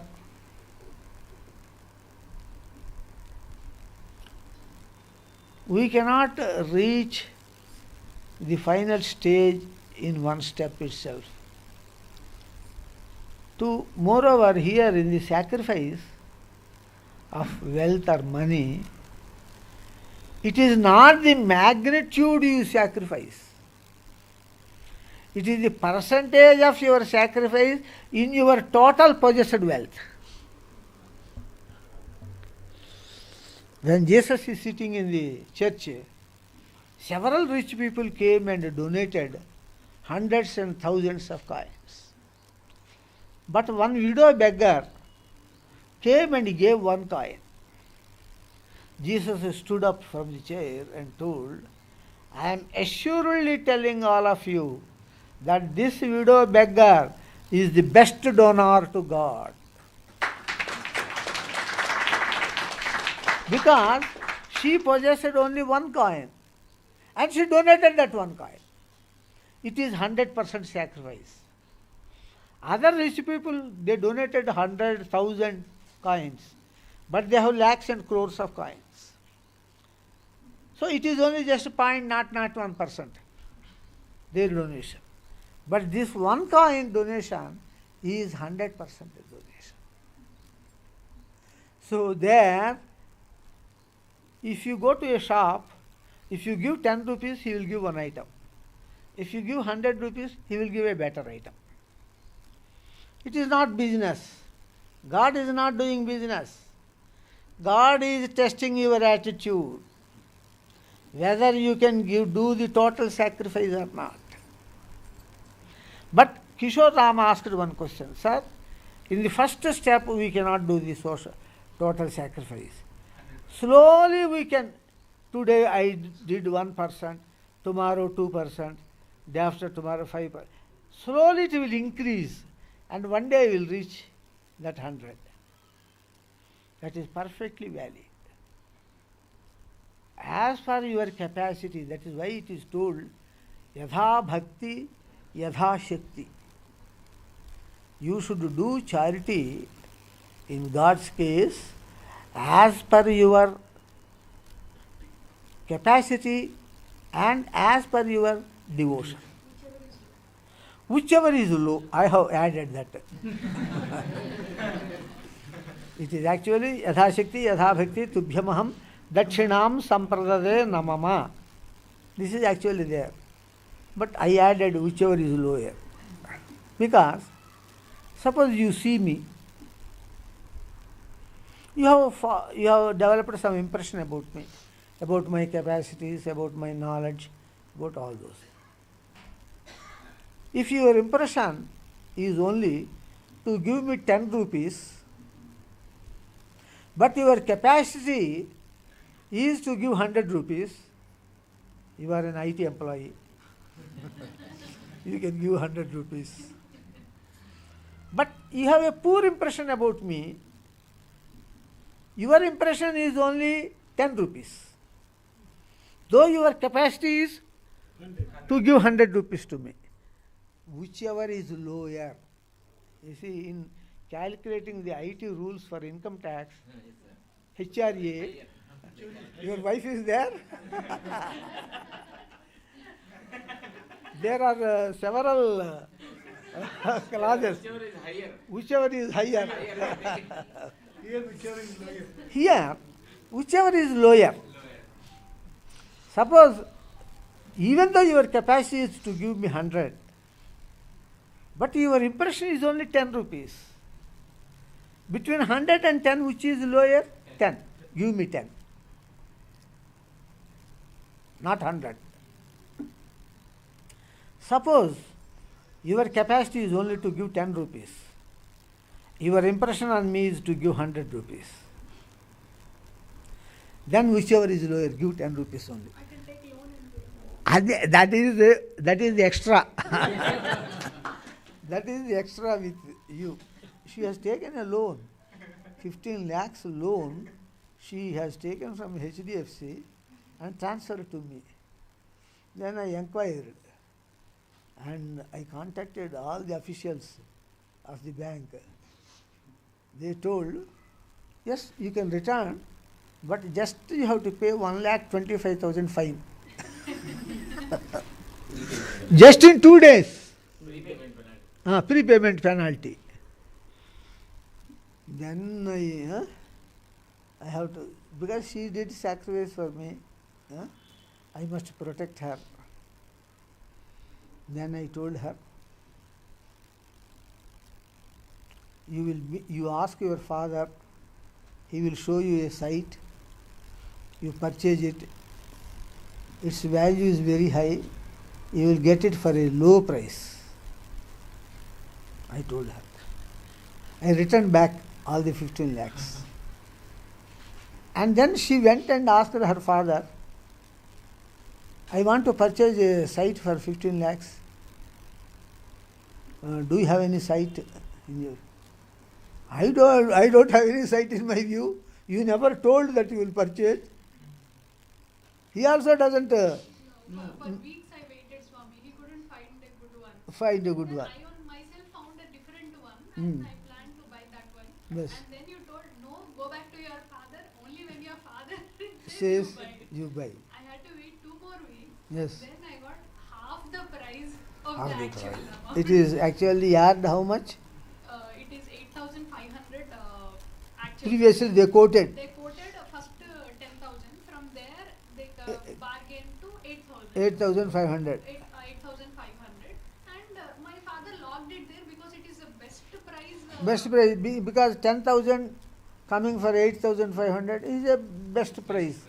More than this, So he locked it. yeah, more than this nobody can give in that area. Yes. But they themselves, after 2 days, Yes. quoted another price called 6,000. My father said, fine, okay. And after another day, they called and said, we will give for 5,500 only.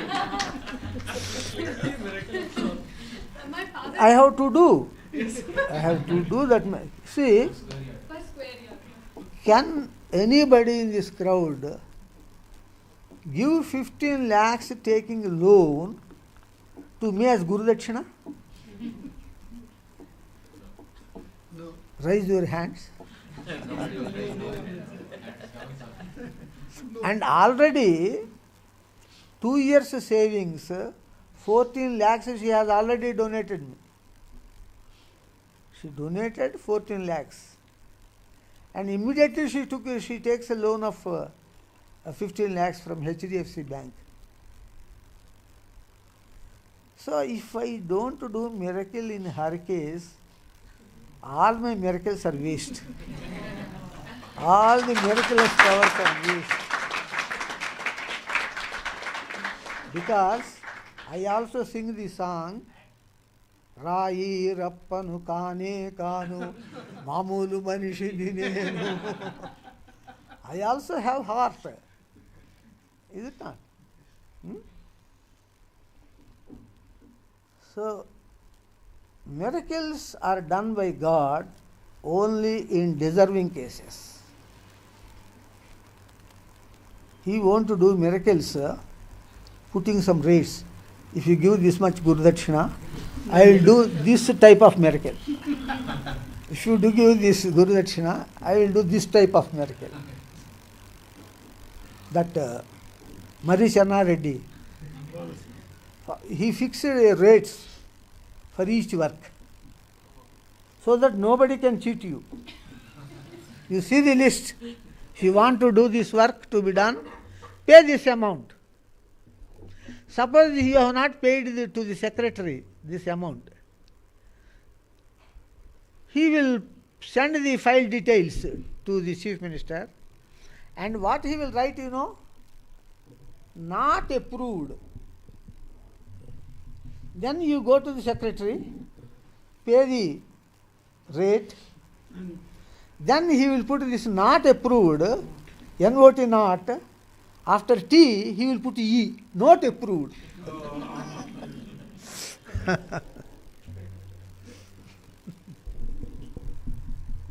Like that they are not, see, miracles are done by God in the case of deserving cases, and whenever God does miracles, He will not exhibit and expose Himself. His idea is only to help the deserving devotee, not to expose Himself. And why should He keep the miracle hidden? If the miracles are exposed, then the devotees are spoiled. Because the devotees will feel, let us go to Guruji and pay the necessary bribe, that is Guru Dakshina, and solve our worldly problems. So by this, the devotee will become more fascinated to the world, to the worldly bonds, because solving these worldly problems is in favor of worldly bonds only. So he will become more and more fascinated to the worldly bonds than to God. That is why miracles are always very dangerous to the spiritual aspirants. Because if you see miracle somewhere, some miracle has happened, just like these engineers searching for petrol, everybody will be searching for the miraculous power in the Guru, not knowledge, not devotion. Is there some miracle? Some petrol is there or not here? If petrol is there, if miraculous power is there, we will use so many methods of soaping, oil technology, and exploit that miraculous power for solving our worldly problem. So what this is doing finally, these miraculous powers are taking away devotees away from God. The devotees are more attached to the worldly problems. Let me solve this worldly problem with the help of this fellow. By giving some Guru Dakshina or doing some bhajan. You are God, you are God, you are God, you are God. 10 times if you say, this fellow will think, he must be God. Brainwash. So that is why spiritual knowledge says that miracles are not good. In your spiritual path, you may attain some miracles, but you should not be diverted towards the miracles. You should go straight in the path. If you are diverted to miracles, you are spoiled. You will not do further journey. This is told by our scriptures. Our scriptures say this. Miraculous powers are only to attract the atheists, to give them evidence that God exists. That's all. When that is over, why to continue the miracles? You have become theist. You have agreed in the existence of God. What is your further procedure? Knowledge, Jnana Yoga, Bhakti Yoga, and Karma Yoga. You should follow that. To LKG class you are given chocolates. But when you have gone to higher classes, you should not ask for chocolates to go to school. It is purely for an atheist.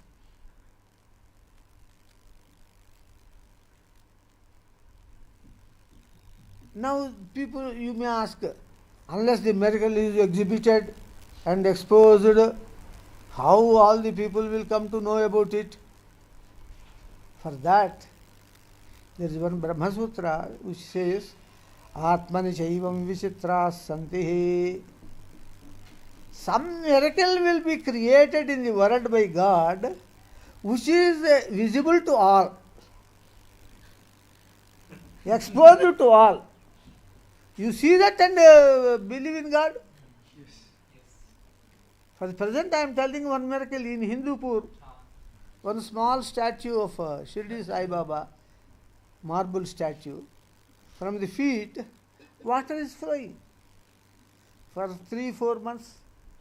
In the YouTube you have the video. So far some gallons of water must have flown. You explain that? You see that and believe in the existence of God?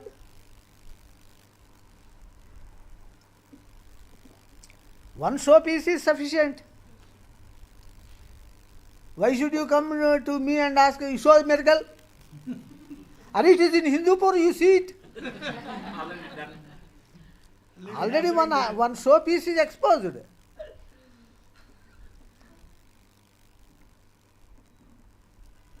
Is it not? So God's tendency, behavior is to hide the miracles because they are harmful to the devotees. They are harmful to the devotees. Hide the miracles so that they are not exposed to all public. Then several people will not come to you. Let them not come. I am happy. I will have some rest. Yes, no work. Otherwise everybody will be like an ant taking the sugar, And eating and peeking the sugar. This is not. So Atmani Chaivam Vichitra Sadhe. Some miracle will be exposed in the world so that people need not bother the preacher to perform the miracles. Excellent. Then why I performed miracle in her case? Very hidden. Did I expose anywhere, any time? But you have told to several people, I think all the people are knowing, that is why I am exposing once again. Yes, Swami. Huh? Yes. So that is always done secretly, so that the devotees are not spoiled by miracles. And it is done only for deserving cases,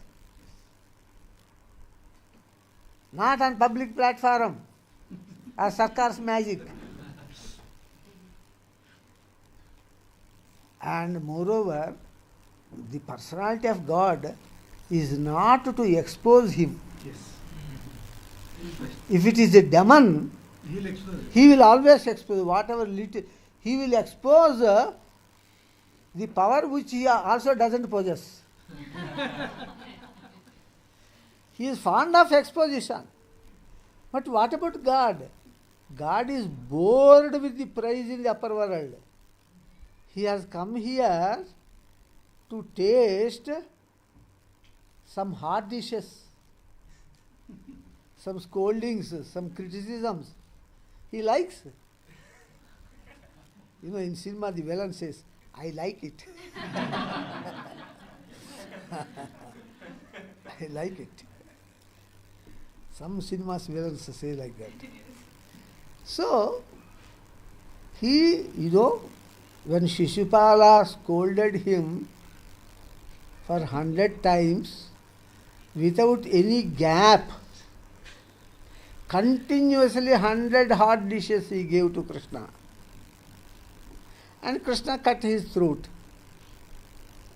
And since he has given 100 hot dishes continuously, Krishna, God, is so much pleased with Shishupala that in the court itself, a light from Shishupala's body emerged and came and merged with Krishna. All the members in the court have seen this. Bhishma, Drona, all people have seen. Such a salvation he has not given to anybody. Why to Shishupala? Because he has given continuously 100 hot dishes.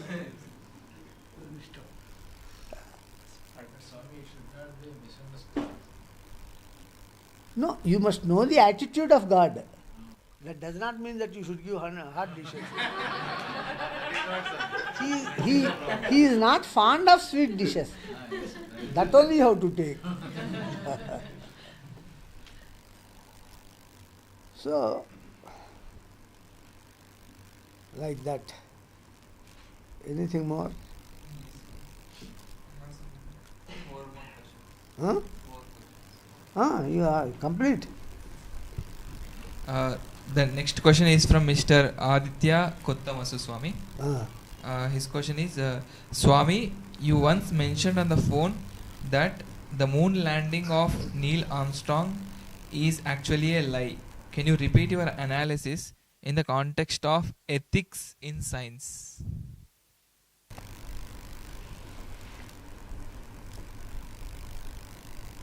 Moon landing by Armstrong is a lie. Did they tell like that? Actually, there are theories, Swami, and also videos on YouTube which prove that Neil Armstrong did not step onto the moon. It was a created story by America, NASA especially, to be the superpower of the world. So, is it ethical? That I need not answer. The America has to answer. Because I don't remember that I have told, I will make such a statement. Yes, sir. Next question. So next question is from Miss Bhargavi. 3 questions, Swami. I will ask one after the other. Pada Namaskaram, Swami. Nowadays, so much of hatred was shown towards Shirdi Sai that he is not equal to Hindu God and not be worshipped since he appeared as a fakir. My heart felt very bad. Few questions arose in my mind. Her first question. No, first I will comment on this. Okay, Swami. Since nowadays there is quite opposition from Hindu side, Hinduism side, several Swamijis and scholars. That is why the recent miracle in Hindupuram is the statue of Shirdi Sai Baba.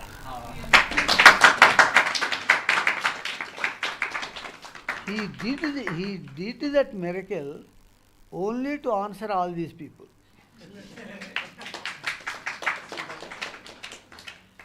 Why it is not the statue of some other form of God? Why Shirdi Sai Baba alone? Because in the recent times, people have are criticizing Shirdi Sai Baba, especially our Hindus, our Hindu heads.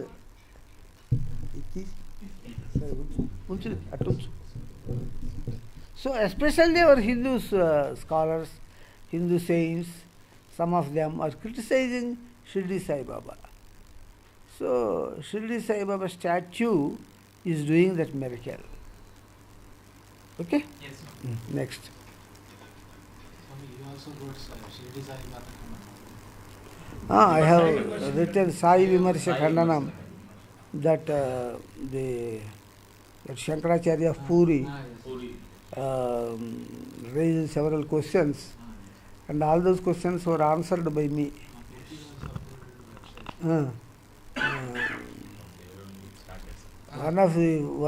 One of the foolish questions is that his Puri Shankara Acharya, Shankara, all Shankaracharyas believe Shankara, Adi Shankara is God of incarnation of Shiva. He says that in Bhagavatam, 24 incarnations are mentioned, in which Shri Sai Baba name is not there. My question is, in those names, is there Adi Shankara's name? Huh? Foolish question. Foolish, completely foolish question. He has lost his brain. Simple logic. Even a small boy will understand that logic. So in that enmity, the eyes are closed. When that blind enmity comes, eyes are closed. Then. So the first question is, though there were evidences that Shirdi Sai and Satya Sai are incarnations of Datta, why great saints and scholars, for example, Shankar Mats and other Mats or Pitams, don't have Shirdi Sai or Satya Sai temples and condemn the recent hatred that was developed? These Mats perform puja to Dattatreya, but why not his incarnations? See, generally, the human incarnation is always neglected. God comes in human form to help the human devotees. He comes to help the human devotees. And the human devotees neglect only one form, that is human form.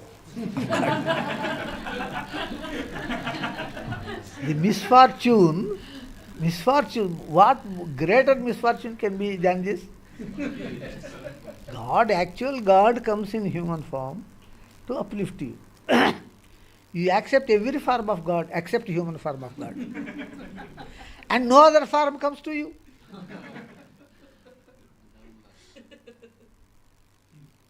You go to temple and ask the statue, no reply is given to you.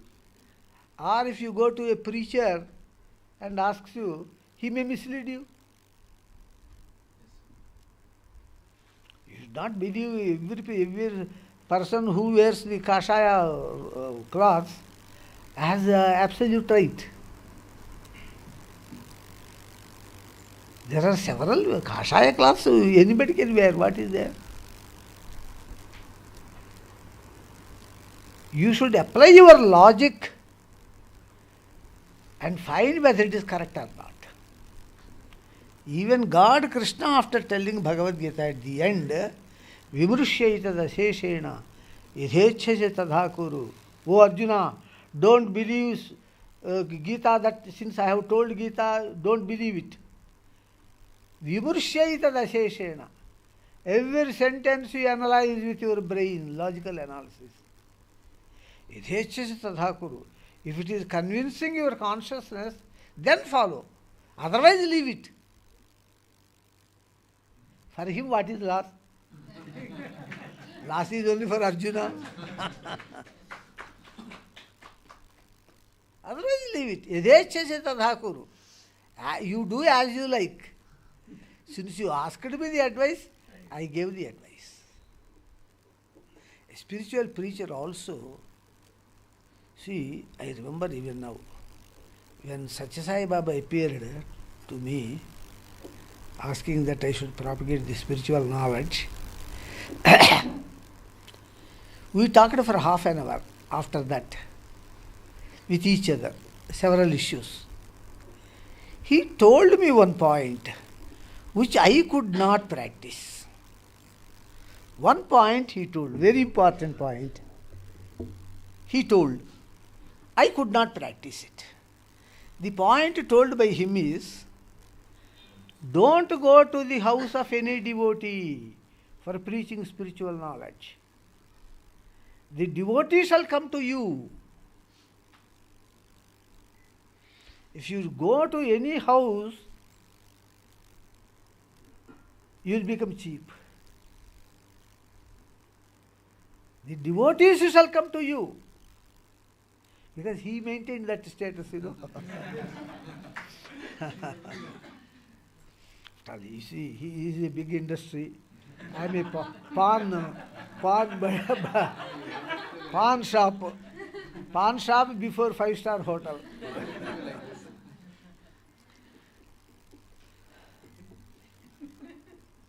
So, I am happy. I am happy because I have leisure.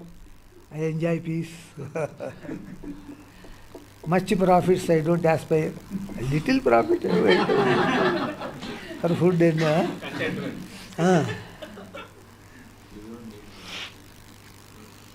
So, like that he told. But I could not follow his advice. That one advice I could not follow. Even now I am guilty about that. Don't go to anybody's house to preach spiritual. Your program is like that. Program is also like that. Another thing is, in Kali Yuga, unless I go to the house and develop interest in them, they will not come to me.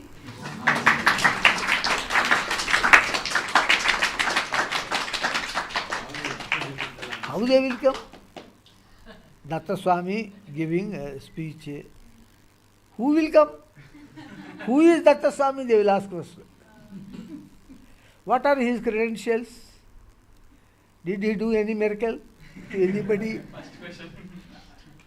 Has he seen the miracles? Witness? And sometimes I find the witnesses are also hired for money. That Shiva Shakti. Pastors. Christian Pastors. They pay 300. Junior artist 300 rupees. That is, just you come and he will sprinkle water, he will fall. For that 300 rupees.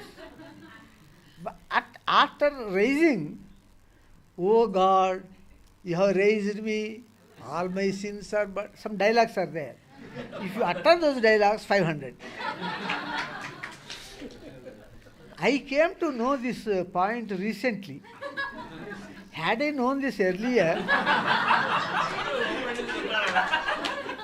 I would have just given 500 or 300 and made all the miracles unnecessary. Spending my energy, spending my miraculous powers. Just for 300 junior artists, 500 senior artists. If there is dialogue, you have to utter 500 there. If simply on sprinkling water, if you fall on the ground, 300. I could have gone, why should I see? I showed Atmalingam to Phani.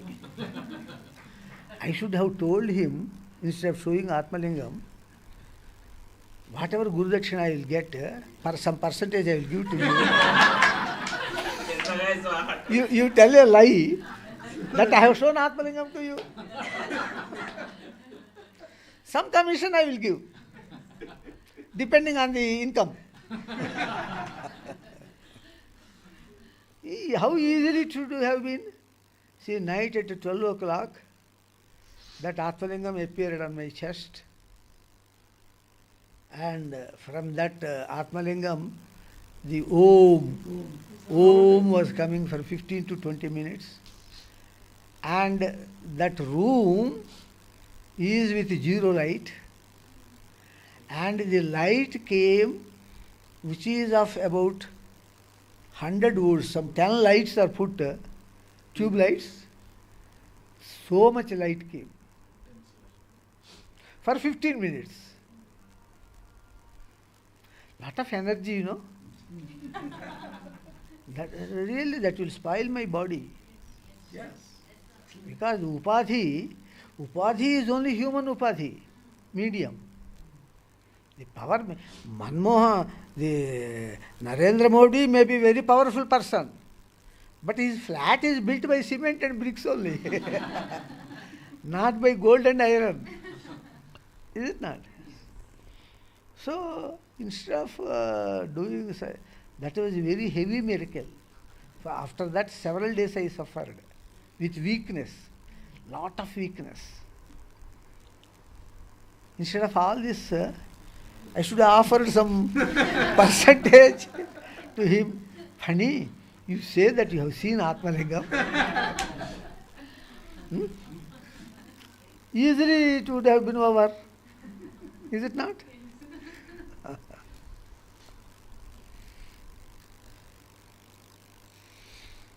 And I should have also given you some commission and told you, you tell that you got the plot for a low price. See? All those things are okay, sir. But Lakshmi such severe. This was His wife. what is His the wife got that coma stage. The moiety of the nervous liquid is that based on that area, they will say whether it is curable or not. The nerves are cut. Totally. In the head, the nerves are cut. Then I gave him some vibhuti and kumkum and all that. And then I asked him to take the scanning again. That doctor says, why scanning again? Unnecessary wastage of money. Nerves are cut. Liquid form is mat. Nerves are cut. She will not revive. There is no hope. It is some fourth stage. Like that he was telling. Doctor is also atheist. Sriman Narayana. He is an atheist. His name is Sriman Narayana. Doctor's name is Sriman Narayana. His surname is also Gopalam. Not simply Narayana. Sriman Narayana. His surname is also Gopalam. Surname, Gopalam, surname. Gopalam. So, he insisted. Why I insisted that rescanning? There will be a scientific proof before the stage and after the cure, God's miracle. There will be two evidences. For that I insisted him to take the scanning. He told unnecessary, no, don't take. Somehow he forced and it took the scanning.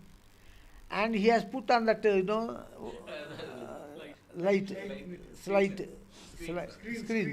screen. And there also he is very reluctant. Very reluctant to see.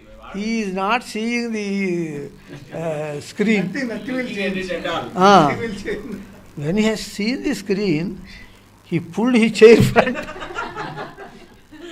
and observed it. All the nerves were giant. Even now I remember this one coming. Mat is not there. Then he was shocked.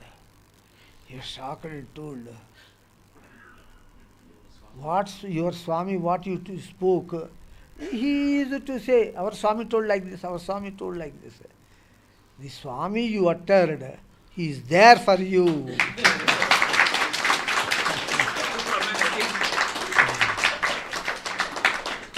But all these miracles I did not to expose and not to spoil the devotees, to get them attracted to the worldly life.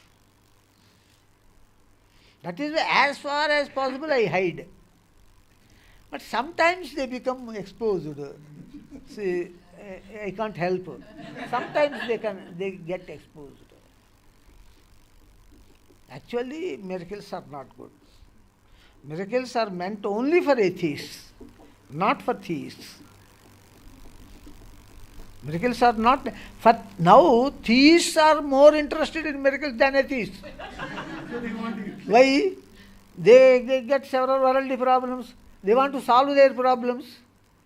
So they are in more need of miracles than atheists. Atheist is better than theist. Because I don't believe in God. I believe only in perception. He is very frank. very clear in his concept. But these theist disciples, they say, we are not interested in the world, we are interested in you only, you are our God, I keep you always in my heart. And when the God is brainwashed, then they say, Swami, I got a small problem with my knees joints. Pain is there in knees joints. If this pain goes, I will dedicate all my life to your service. All lies. All lies. So, these type of cheating thieves, they are worse than atheists. Be frank. You should be frank. You should say, I have pain in my knee joint. Please cure it. I am unable to bear its pain. Why don't you be sincere? Why do you add all extra stories? Swami, if you cure me from this joint pain, I will dedicate myself lifelong to your service. I have no other problem. I don't care for my family and all that. I will dedicate all my energy, everything to you only. Why all this drama? Is the atheist not better than this theist? Huh? So that is why, who is real theist? Real theist is he who serves God without any aspiration in return. He is the real theist. He is the real theist. All others, though they believe in God, they worship God, they are cheating thieves, therefore they are atheists. So in total, in the world, how many thieves are there? Some 1 or 2 or 3 or 4, that's all. Dvitrah panchashavaganyante mahasamsaresmin, Shankara says. Dvitrah, 2 or 3, or at the maximum panchashava, 5 or 6. Real thieves, only 2 or 3 from the beginning of the creation. 2 or 3, or at the maximum 5 or 6. Real theists. Who is the real theist? He who serves God, sacrificing his energy, his wealth, his time, without aspiring anything in return. He is the theist.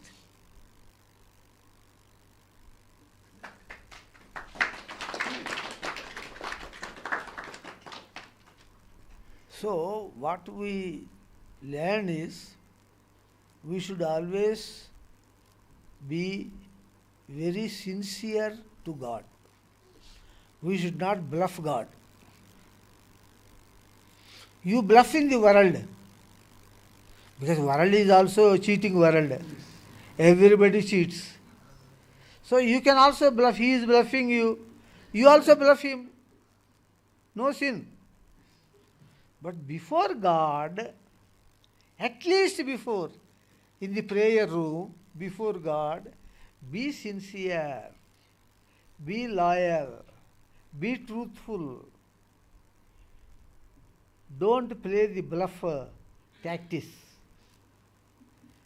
Don't show all your dramas before him, because he is omniscient. Whatever you say, what is truth, he will know it. What you are bluffing, he will know it. Before him, why unnecessarily this bluffing? You see, you can go to a human being and bluff. He may not be able to identify your bluffing. He may not know it also. Because he is alpajna rajna. But God is omniscient. When you spoke 4 sentences before him, 1 sentence is true, 3 sentences are bluffing. He knows it. Then why do you waste your time and energy and throat in speaking all those 3 bluffing sentences? Is it not waste of your time and energy? Yes. No use.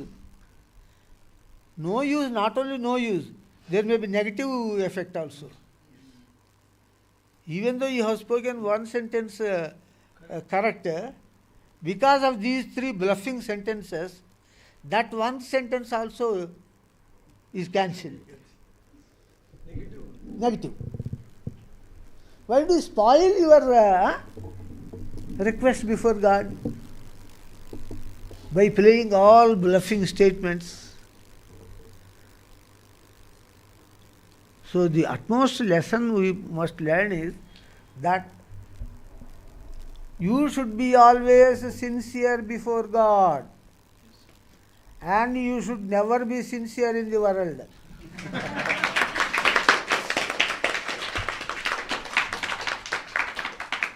Especially in this Kali Yuga. In the previous yugas, there were good people, people of good character and good all that. But this Kali Yuga, everybody tries to loot others. ఒకరినొకరు దోచుకుంటూనే ఎంత ముచ్చటగా ఉన్నారురా. ఎంత ముచ్చటగా ఉన్నారు. They look like very gentlemen, polite and detached from the world. They give this exposure. But in his heart of hearts, he wants to loot you. By giving a wrong impression in your mind, he wants to loot you. This is present in everybody's mind. Everybody's mind means sometimes even in family worldly bonds also. Even in family worldly bonds, you see, Yajnavalkya says in Brihadaranyaka Upanishad, Atmanassu kamaya sarvam priyam bhavati. Even in your family bonds, the wife loves the husband because the husband is giving happiness to her. The wife does not love the husband for the happiness of the husband. She loves him for her own happiness. And the husband also same. Husband loves the wife for his own happiness. He doesn't love the wife for her happiness. Similarly, father and son. Father loves his son for his happiness in the old age, so that he will do some service. And the son loves the father because he will give me the property and all that. When the relationships in the family are like this, can you expect a better relationship in the outside society? So in this society, in this Kali Yuga, everybody is only to loot you. ఒకరినొకరు దోచుకుంటూనే ఎంత ముచ్చటగా ఉన్నారురా.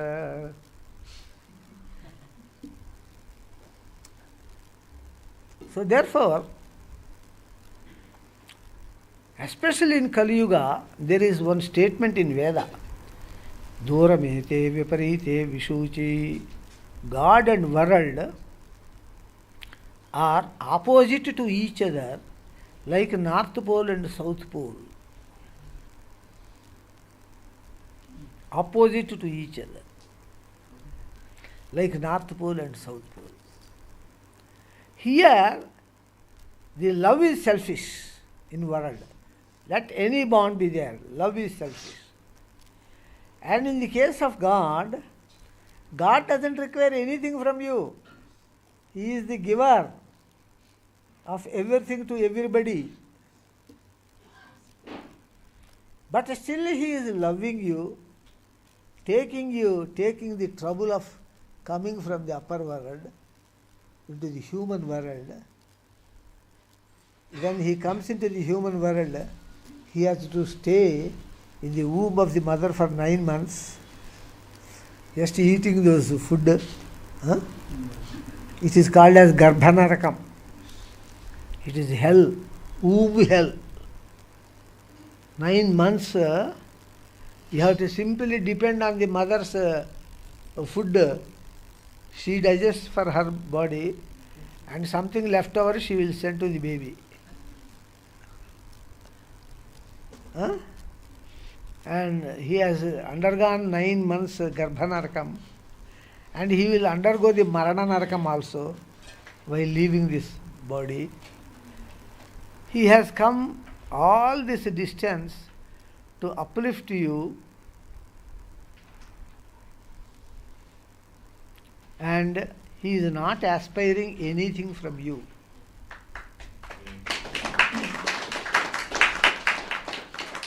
That is the true love of God to souls. When somebody is giving a saree in a function to you, should you not give the same value of saree to him in the other function? Is it not manners?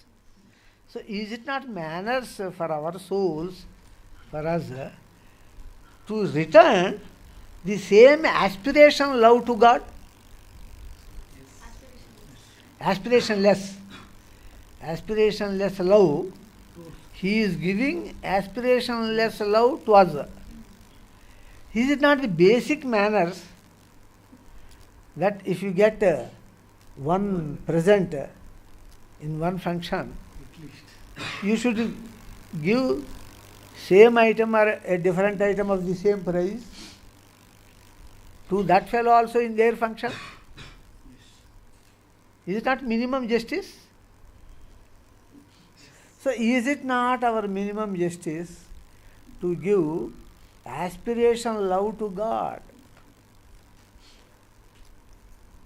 Nothing to do the service to God without aspiring anything in return. We should return that love to God because He has already given that love to us. He has given that love to us without any aspiration in return from you. You are not giving more, you are just giving equal. Equal is minimum manners.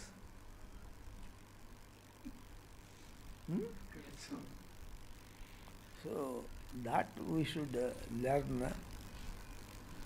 We should not loot others. That is the first point, you see. That is what Bhagavad Gita says. Kauravas looted the wealth of Pandavas. And in Ardha, in financial matters, you should have dharma.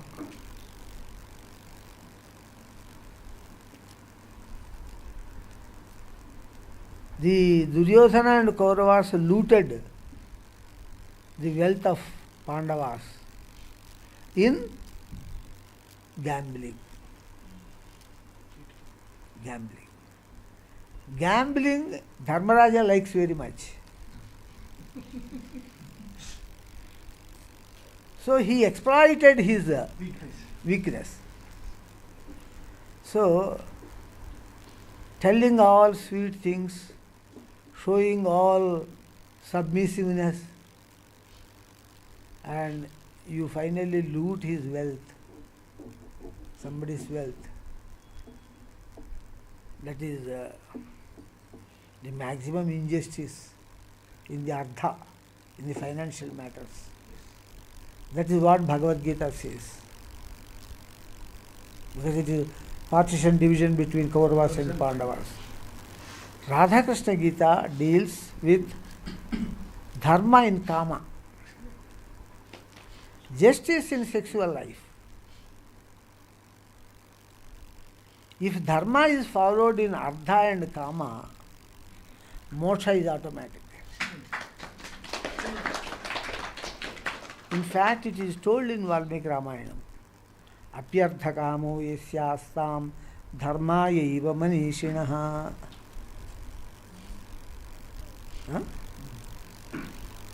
So if you follow dharma in artha and kama, moksha is automatic. So therefore, he always gives lot of importance to justice.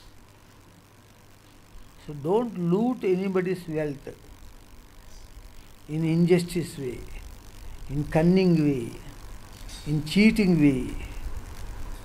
Don't loot anybody's wealth. And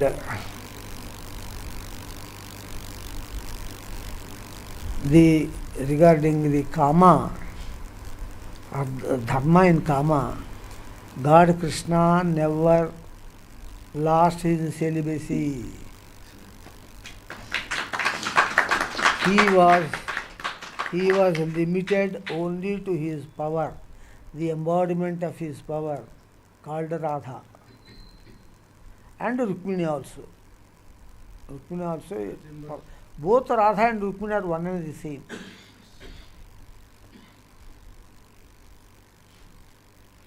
See, in fact, he designed both.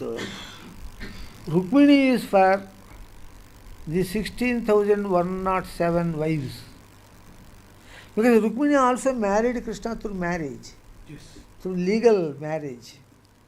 And all those 16,107 wives were also married legally. So for all this legal batch, Rukmini is the head. And for all 1,000 gopikas, they revolted the traditions. They gave importance to God as the highest. And for them, Radha is the leader. Radha also had the same life. The gopikas are rejecting their husbands and are dancing with Krishna. Is it not? Which is injustice. But Radha also did the same. She rejected even the married Ayana Ghosha and married Krishna. Gandharva Vivaha, secret marriage. Of course, since it is secret marriage, it need not be considered also. Yes. Like registered marriage. Registered marriage cannot be considered. Huh? Only second marriage is recommended by Dharma Shastra if the issues are not born. Aprajam dashame varshe. For 10 years you have to wait for the children. In the 11th year you can marry a second for the sake of children. Dvadashe tu murta prajam. If the children are born and are dying, then you have to wait for 12 years for the second marriage. Now you may ask one important question. I am wondering why Trailokya has not asked so far this question. Why you are giving so much importance to children and breaking the ethics of sex and marriage? Are the children are so important? Yes, children are very important, and they are involved in the God's service. If everybody becomes a sannyasi and no children are produced, when God comes as human form on the earth, who are their audience? No audience, only he alone sees some hills, trees, rivers, ocean, and decide to go back. So, extension of the human race is God's service. That is why Veda says, Prajatantum ma vyavachetsi. Don't break the extension of human race. It is God's service. It is linked to God's service. So,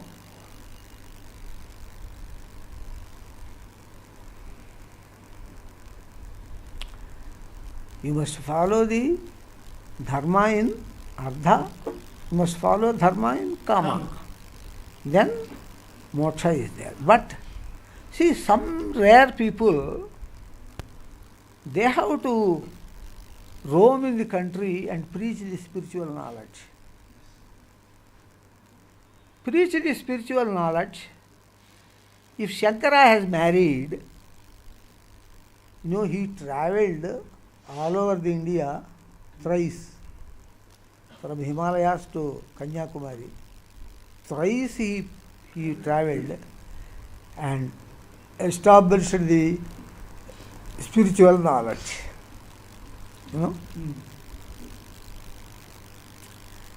For such people, very few people, because in those days guru means only one or two gurus. Today every gully has gurus. So, in those days, don't marry is recommended. Because if wife and children are there, he cannot travel. And in those times, there were no buses, no trains, no travelling facilities. They have to walk. No phone facility. So therefore, some people who are born for preaching the spiritual knowledge, they need not marry, they need not participate in the service of God, because they are exceptional cases. Unless they preach knowledge, the whole world will not be peaceful. That is the more important aspect. Yes, justice.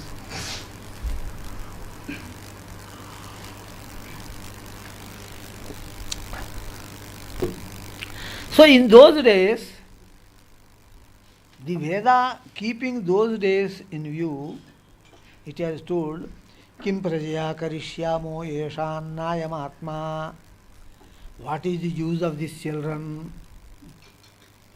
When spiritual work is more important, when God is more important, what these children will do? What these children will do? Just like Aurangzeb put Shah Jahan in the jail, in the last stage. Kim prajaya karishyamah. What is the use of these children? That they have, to that extent they have told. But today, I told that a sannyasi does not need saffron cloths, and also need not leave the house, and also need not remain without marriage, need not be celibate. He can live in his house, he can be with his family, he need not wear these orange robes. Orange robes are meant only for you have matured knowledge. In a fruit, when it is matured, it gets red color, orange color. Only that indication, that's all. So you need not leave marriage, you need not leave home, you need not travel. If you have a laptop, you can take sannyasa.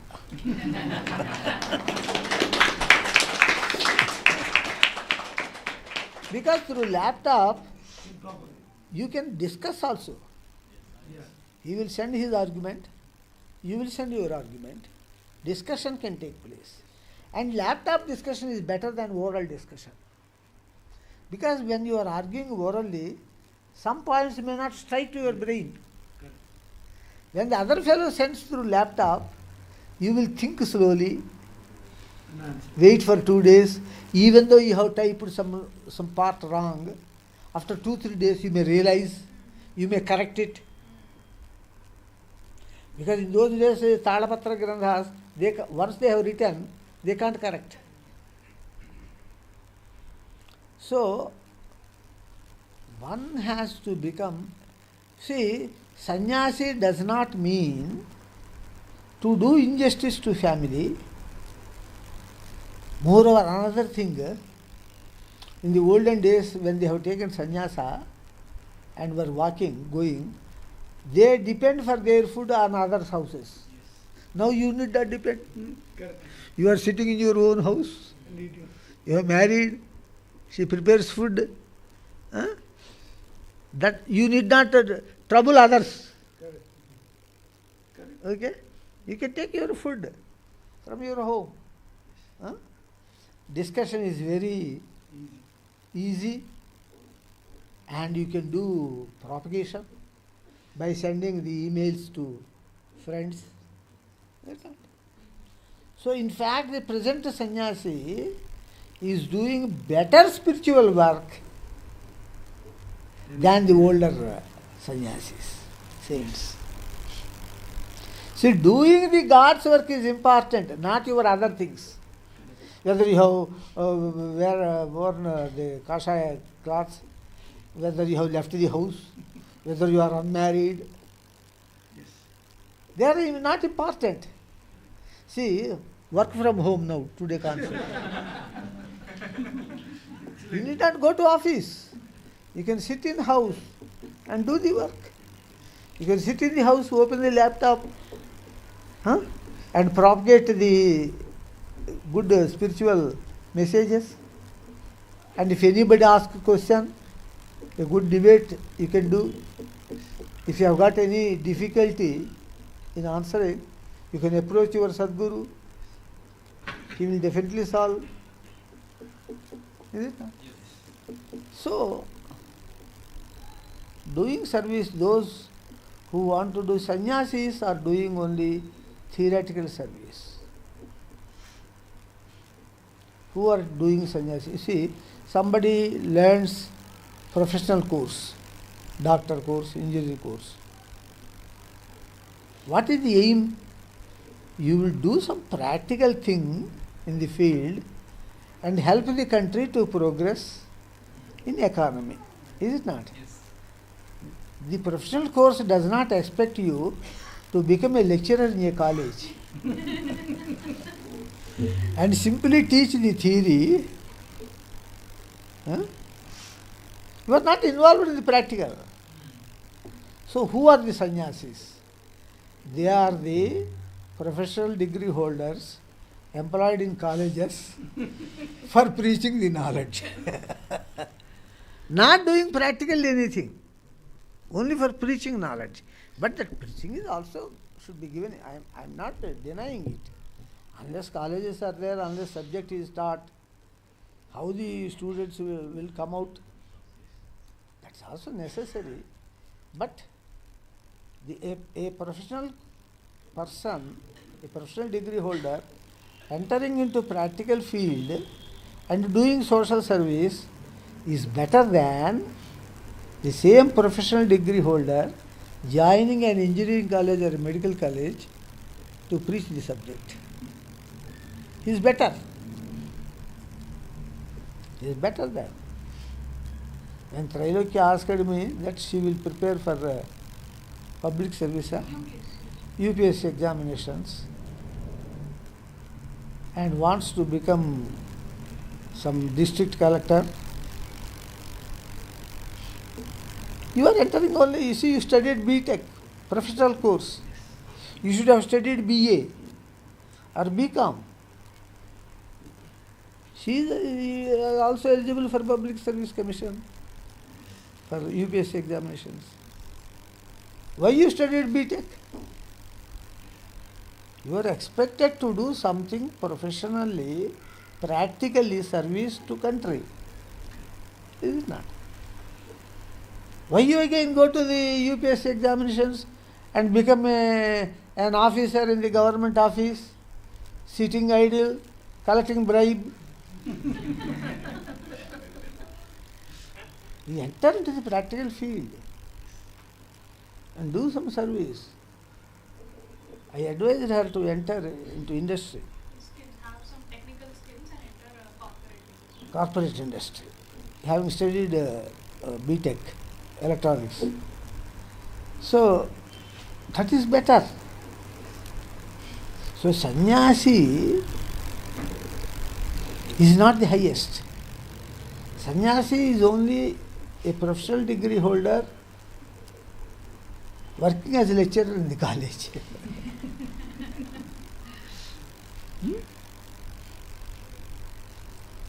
So sannyasi is not highest post, and don't think that a person wearing saffron cloth, leaving the house unmarried is a perfect sannyasi. This is our false impression. Not necessary. Preach the knowledge. Whether you are sitting in the home or office, it is immaterial. The work shall be done. The company fellow sees whether the project is completed by you or not. You sit in the office, not completing the project. You sit in the home, complete the project. Who is better? Sitting at home and doing the work. What better? It is not. So, give importance to practical devotion. Of course, theoretical devotion and theoretical knowledge related to intelligence, theoretical devotion related to mind. Both are also important. But among these three, practical devotion is very important. See, you have applied for a job. You have mentioned the qualifications. Will you put copies of certificates of your qualifications or not? Since I have written, you believe. Will you check me? Will you verify? Will you ask me proof? Not like that. Proof should be there. You say, I have worked in teaching experience 10 years. You have to put the appointment orders, service certificates from the colleges as proof. Is it not? So always proof is given by practical devotion. But to do practical devotion, crossing the fascination to family worldly bonds, of course, society worldly bonds I don't say, like Mahatma Gandhi might have broken the family bonds for the sake of society bonds. I don't take that name, but to cross the fascination towards family and to do practical devotion, most difficult. If you cross the most difficulty, you will get the most highest God. See, fruit is proportional to the hardship of the work. For IAS examination, you have to study a lot. For Group 4 services, you need not study. So, the whole thing with God is only to cross the fascination towards family bonds and to dedicate to God practically, not theoretically. All the money you give to family, come to God and sing songs. O Ramani Nama Mendarisira.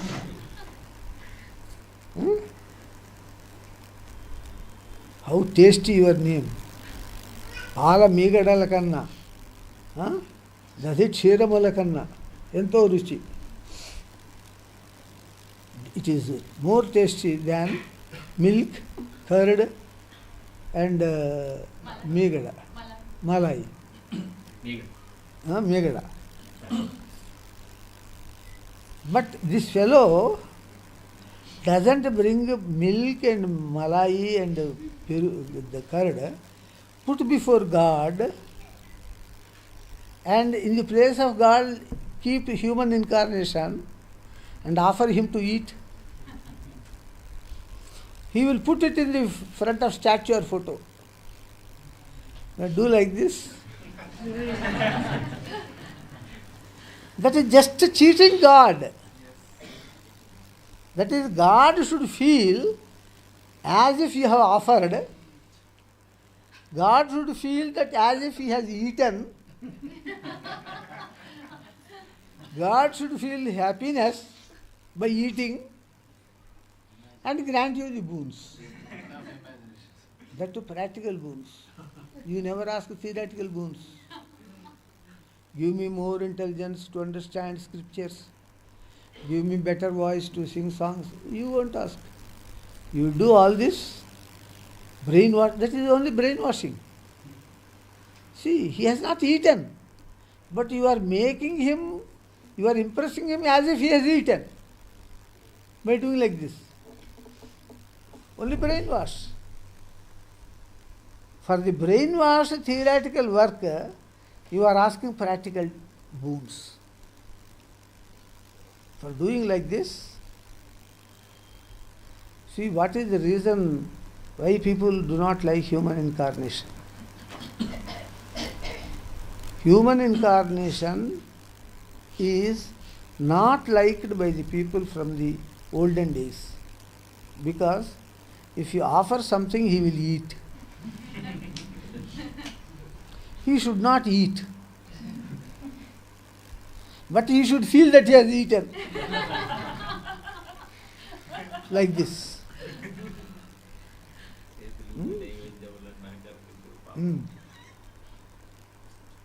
Then, okay, you have done some theoretical worship, agree. Ask for theoretical boons. Why do you ask for practical boons? For this cheating theoretical worship? Ask theoretical boons. Okay, my mind likes to give you food. Okay? So you ask for that worship. God, grant me good mind.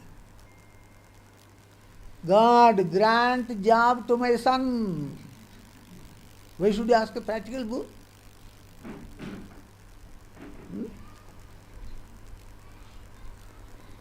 So all these are our practical defects.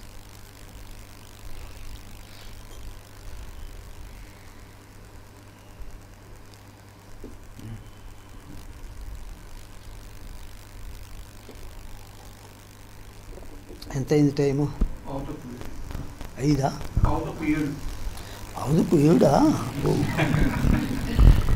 Swami, thank you very much, Swami, for giving such true and complete knowledge.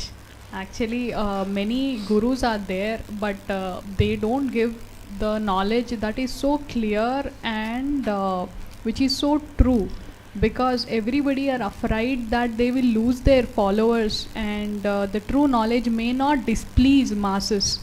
But as God Datta, you have all the guts to give true and complete knowledge. Thank you, Swami. We are blessed. Sadguru never aspires anything. That is why he has guts.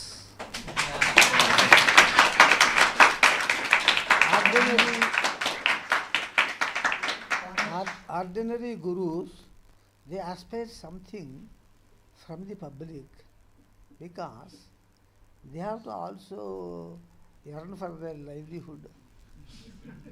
Is it not? At least livelihood they should earn. So we must also encourage such people. Though they are defective, we must encourage, because they are doing some service to God.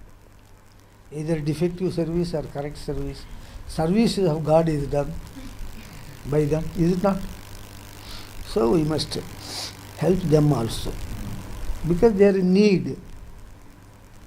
The Sadguru is not in need. He's a Dada rowdy.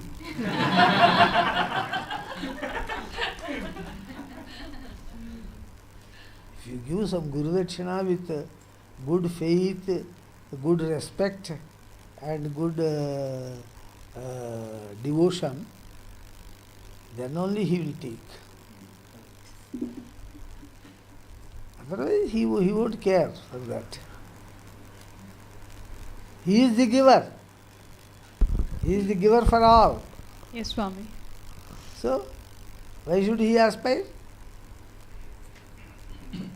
See, I was reluctant to accept Guru Dakshinas from devotees. Of course, in my mind, I never have aspiration for Guru Dakshina. You also know that. Yes, yes.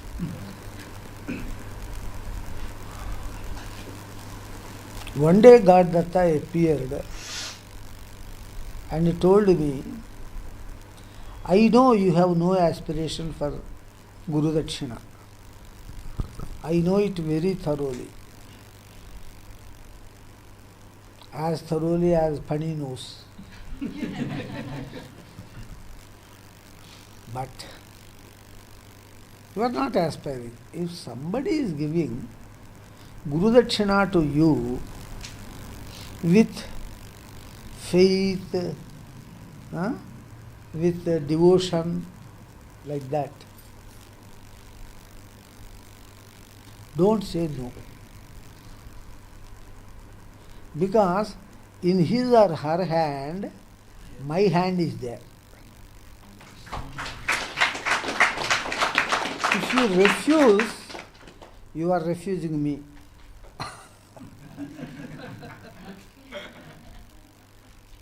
He has caught me here.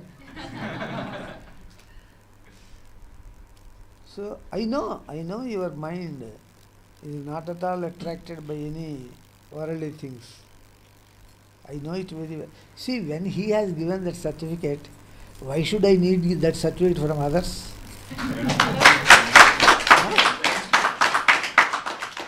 What is the use of that false certificate? He has given me the certificate, that is sufficient. So, since he told like that, from that time onwards, I am accepting the Guru Dakshinas.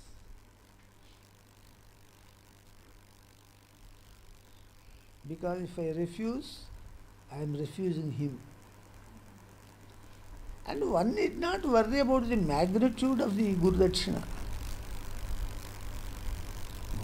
The God is giving importance to the percentage of Guru Dakshina in the total possessed by you. Not the magnitude of the offered Guru Dakshina.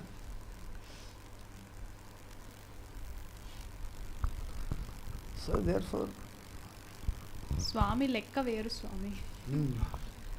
నాకు తిక్కుంది కానీ దానికో లెక్క ఉంది.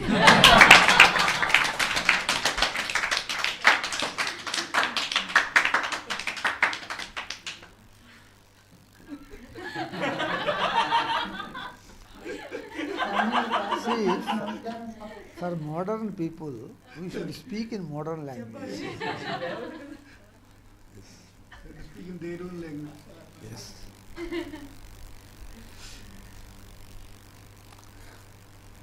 So,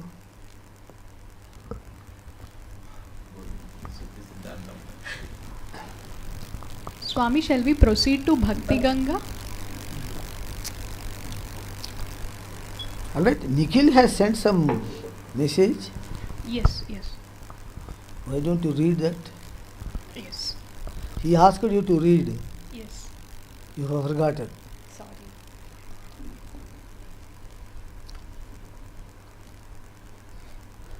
When I tell in my home, you please wake me at 4 o'clock, then they will say, by 3:50 you give a ring to us, reminding us to awake you at 4 o'clock.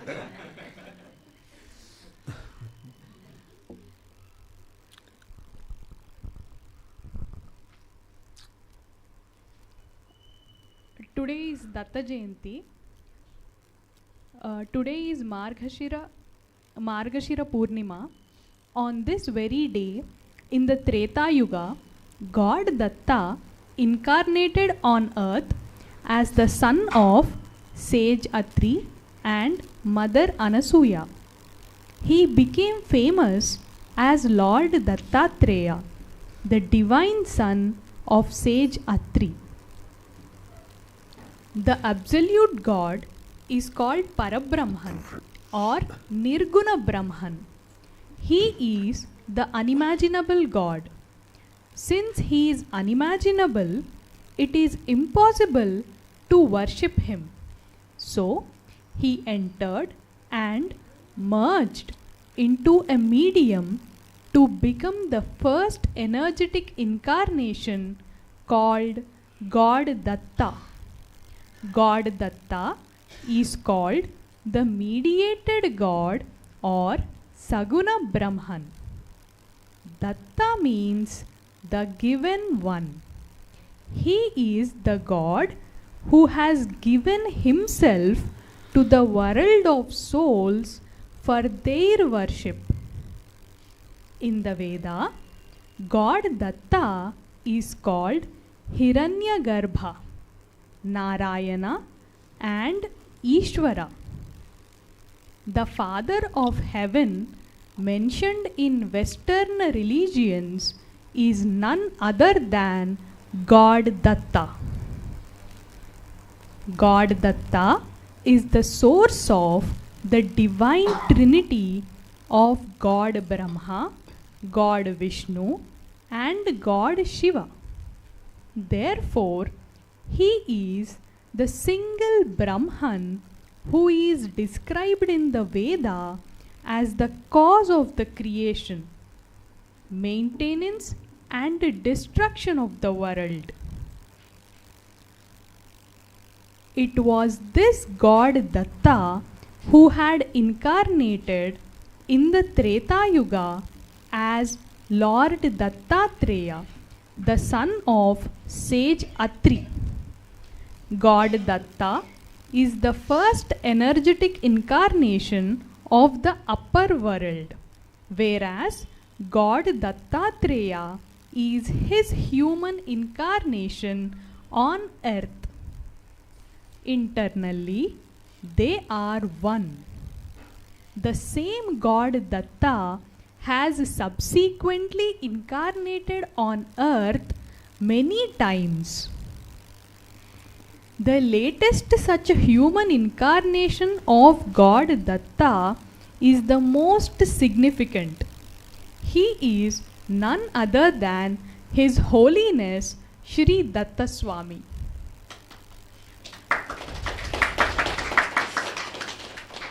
Swami was born as Venugopala Krishnamurti Janna Bhatla.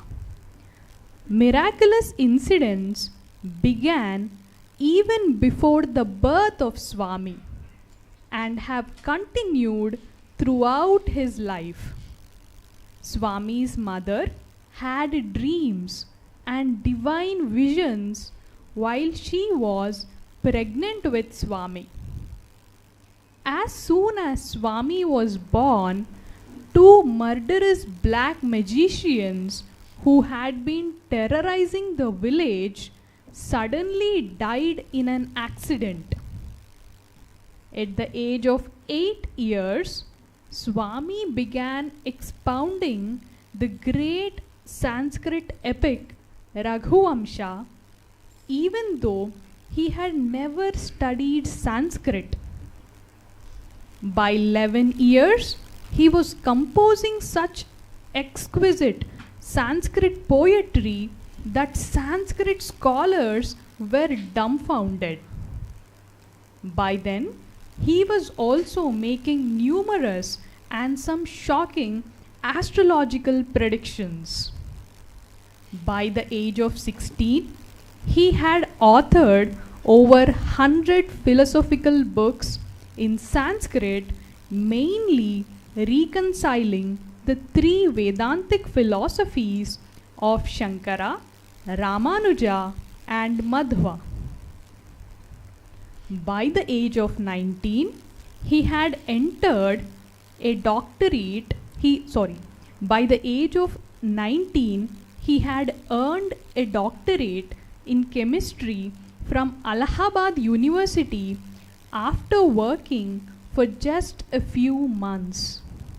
Later, he worked as a professor of chemistry in different colleges in Tamil Nadu and Andhra Pradesh, India until retirement. In parallel, his career as a professor and after retirement, Swami has written and preached extensively in Sanskrit, Telugu, and English. He has composed numerous devotional compositions that bring out the true essence of devotion, which is unselfish and aspiration-free sacrifice. The aim of all that Swami has written and preached on the topics of divine spiritual knowledge, devotion, and spiritual practice is one. It is to unite science with spirituality, religion with religion, and people with justice and God. It alone is the foundation of permanent world peace. Throughout his life, Swami has been an embodiment of simplicity and humility, never seeking fame or public attention. His focus has always been to guide sincere devotees on the spiritual path as their Sadguru, the divine preacher, while also protecting them in their worldly life.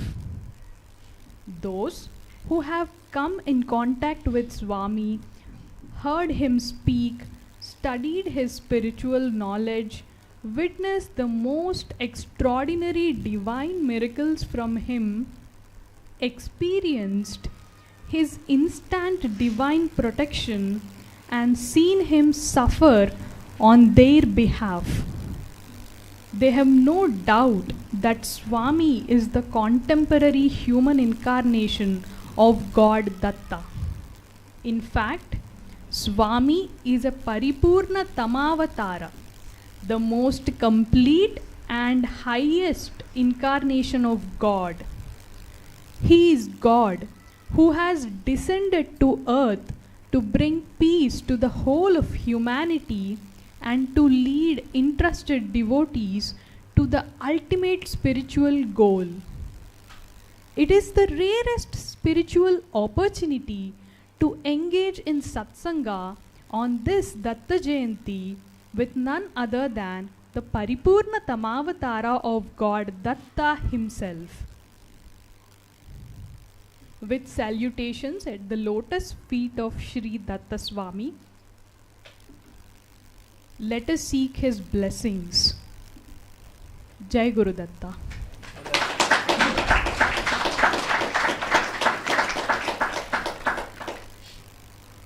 Then Bhakti Ganga. Let us proceed to Bhakti Ganga Swami.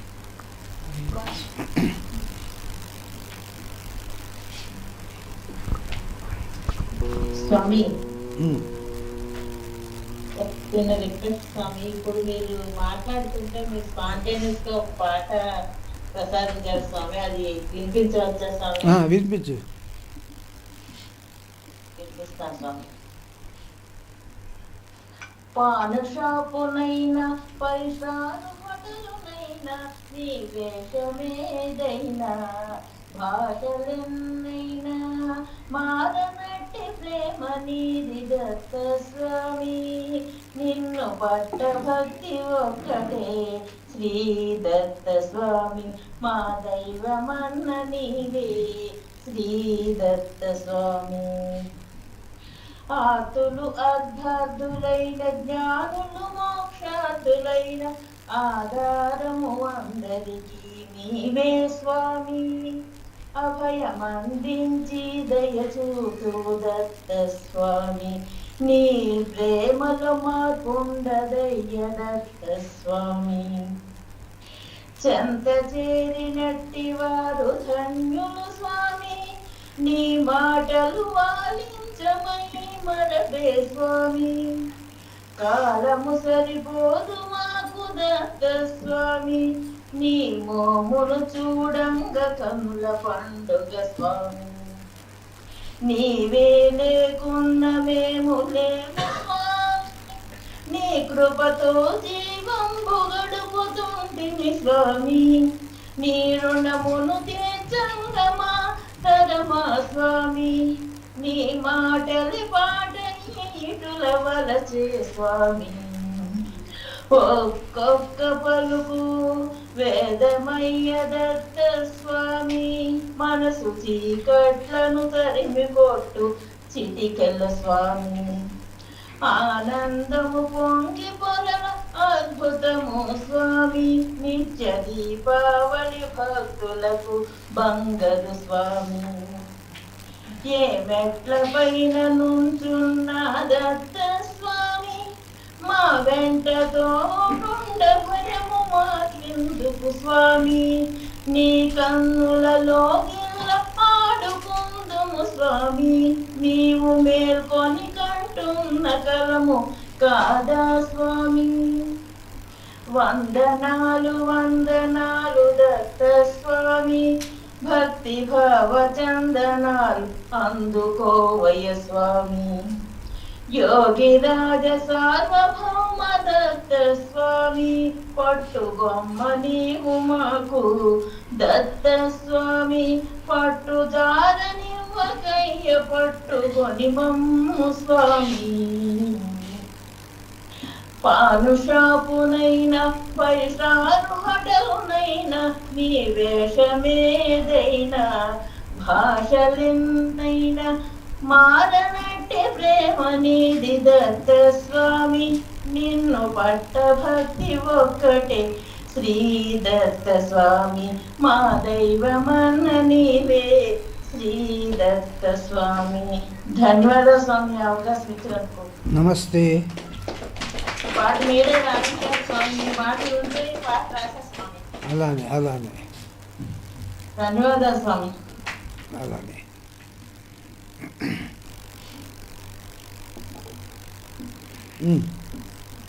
Next.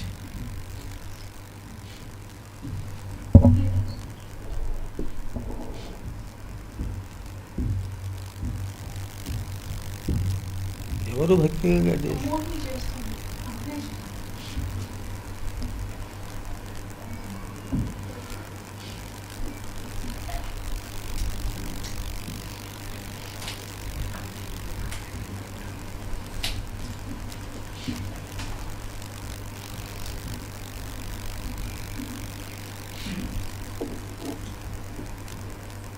Mohini చేస్తున్నదంటే Mohini అమృతం మంచినట్టు ఉంటుంది.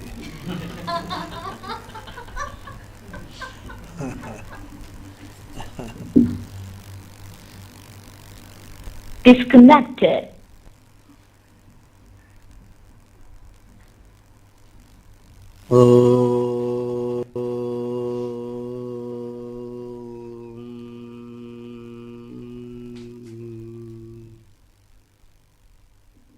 तत्सवितुस्ता देवतायाः वरेण्यभर्गो धीमहि प्रचोदयेद्वै धियो यो नः तं ब्रह्माणं ज्ञानसूर्यं भज भज दत्तं भज भज दत्तं भज भज दत्तं भज भज दत्तं प्राणे प्रसवात् यः प्रसिद्धः सवितेत्यस्य ब्रह्मतेजः शिष्यधियश्च प्रेरयेन्नः तं गायत्री मन्त्रसारं भज भज दत्तं भज भज दत्तं भज भज दत्तं भज भज दत्तं गायत्रीयं छन्द एव सविता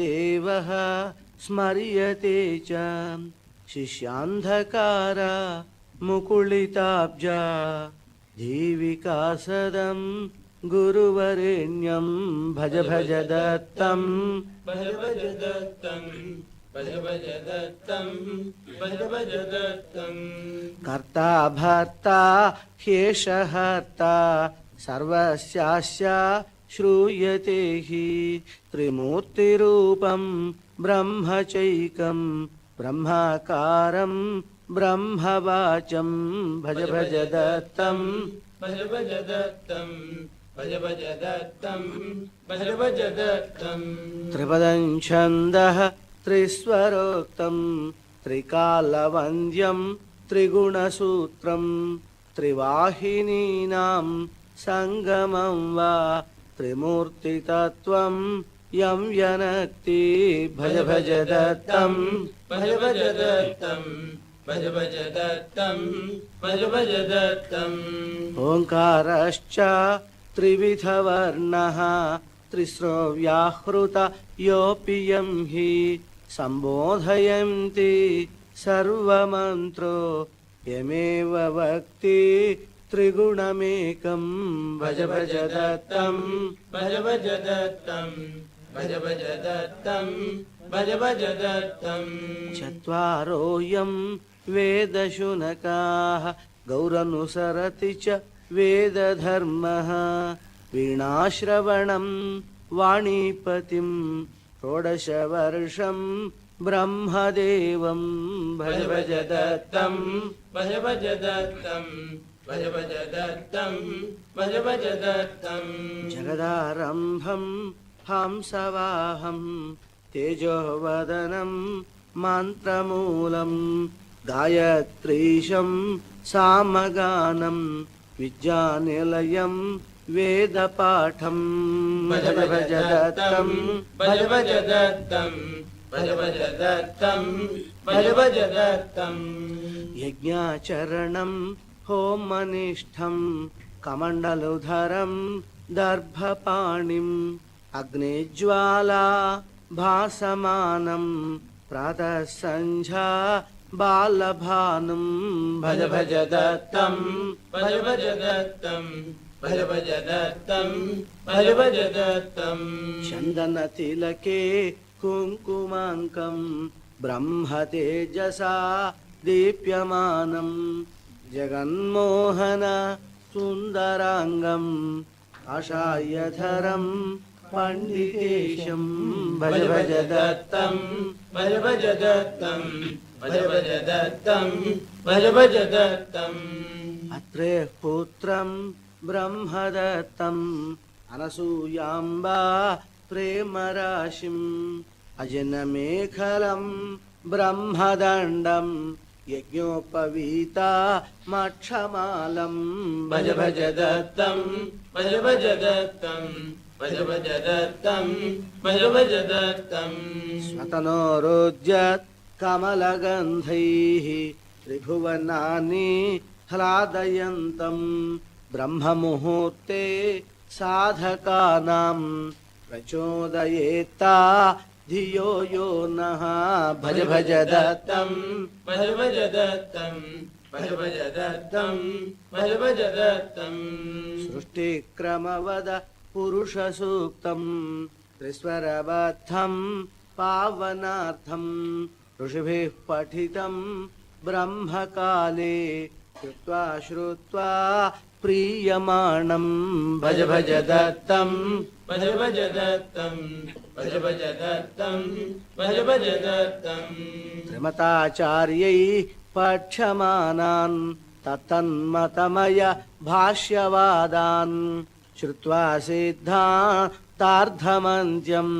समन्वयमतं वाचयन्तं भज भज दत्तं भज भज दत्तं भज भज दत्तं भज भज दत्तं वेदान्तानामन्तिमार्थं वेदान्तार्थं बोधयन्तं ऋषिभिः परितो भाषमाणं शास्त्रार्थेषु व्यञ्जितेषु भज भज दत्तं भज भज दत्तं भज भज दत्तं भज भज दत्तम् आयुधवर्जित पाणिपद्मं वाचैवारिं मारयन्तं कर्मफलानि ललाटपत्रे लिखन्तमायो दायदानं भज भज दत्तं भज भज दत्तं भज भज दत्तं भज भज दत्तम् आचार्येन्द्रं वाक्प्रचारं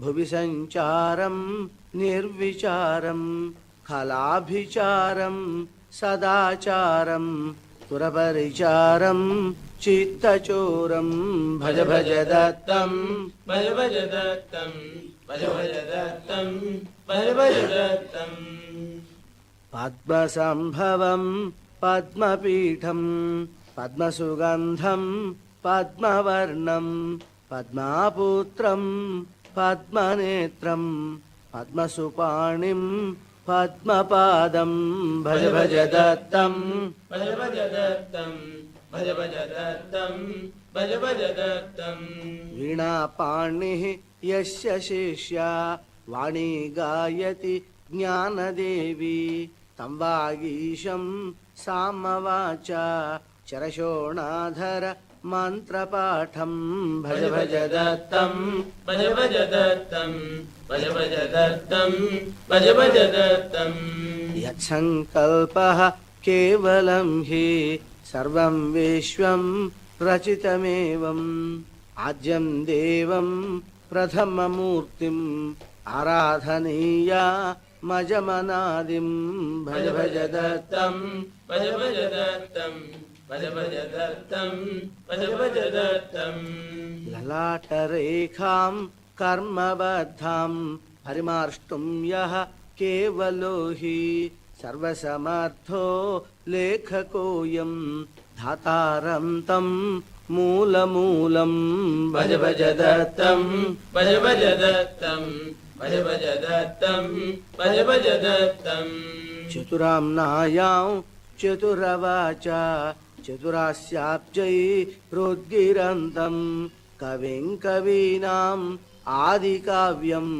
सर्वजगदिदं विरचयन्तं भज भज दत्तं भज भज दत्तं भज भज दत्तं भज भज दत्तम् परमब्रह्म ब्रह्मशब्दो यस्मिन्नेव प्रकृतिहेतौ पूजातीतं परमपूज्यं दिवसारम्भे पूजनीयं भज भज दत्तं भज भज दत्तं भज भज दत्तं भज भज दत्तम् गायत्र्याद्या यस्य भार्याः त्रिशक्तयस्ताः त्रिमुखपद्मं देवपितॄणां पितरमेव पितामहाख्यं ब्रह्मरूपं भज भज दत्तं भज भज दत्तं भज भज दत्तं भज भज दत्तम् श्रीदत्त ब्रह्म गायत्रीं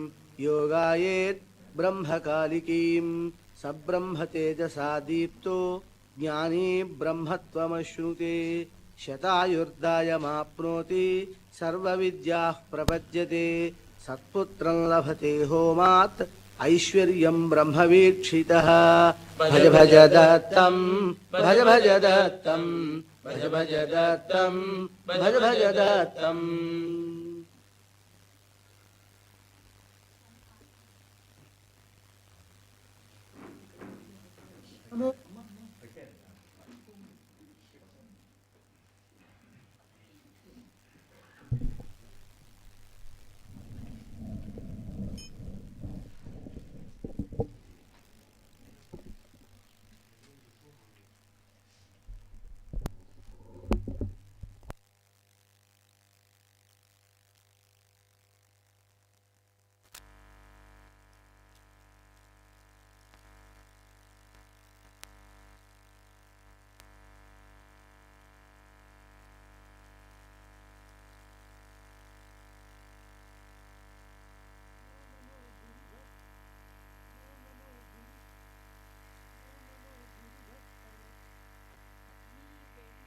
పడతం దత్తుడో శ్రీ దత్తస్వామి వారు రచించిన తెలుగు జానపద గీతం. నీ వెంటే పడతం దత్తుడో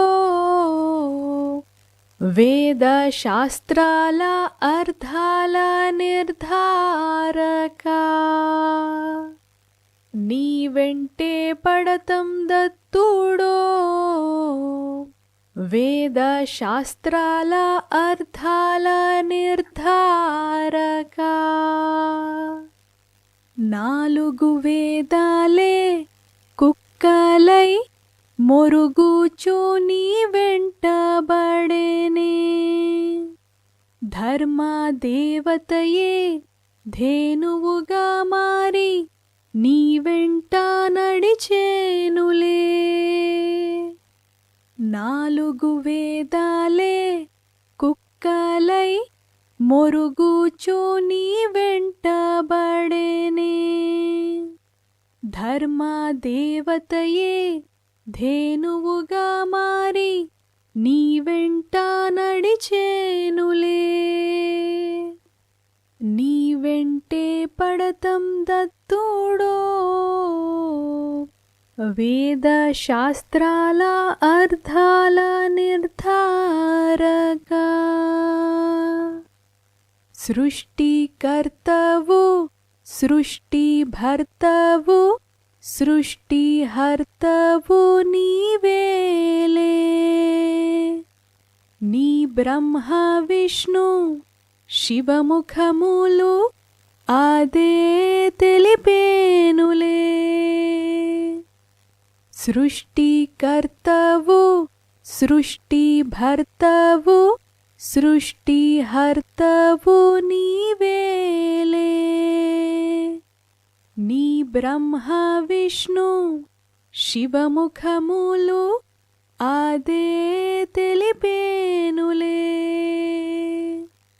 నీ వెంటే పడతం దత్తుడో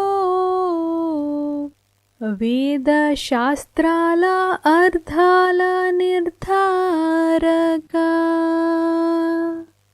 సృష్టి స్థితి లయములను చేయు పరబ్రహ్మమొక్కటే. ఈ 3 పనులు చేయుచున్న నీవును ఒక్కడివే. సృష్టి స్థితి లయములను చేయు పరబ్రహ్మమొక్కటే. ఈ 3 పనులు చేయుచున్న నీవును ఒక్కడివే. నీ వెంటే పడతం దత్తుడో వేద శాస్త్రాల అర్థాల నిర్ధారక. వేద నిర్వచనము సమన్వయమయ్యేను నీలోనే. దత్తుడే పరబ్రహ్మమని ఋషులే నిశ్చయించిరే. వేద నిర్వచనము సమన్వయమయ్యేను నీలోనే. దత్తుడే పరబ్రహ్మమని ఋషులే నిశ్చయించిరే. నీ వెంటే పడతం దత్తుడో వేద శాస్త్రాల అర్థాల నిర్ధారక. నిర్గుణ పరబ్రహ్మము సగుణమైనప్పుడు అది నీవే కదా. అనూహ్యము త్రిగుణోపాధిని ధరింపనది నీవైతివే. నిర్గుణ పరబ్రహ్మము సగుణమైనప్పుడు అది నీవే కదా. అనూహ్యము త్రిగుణోపాధిని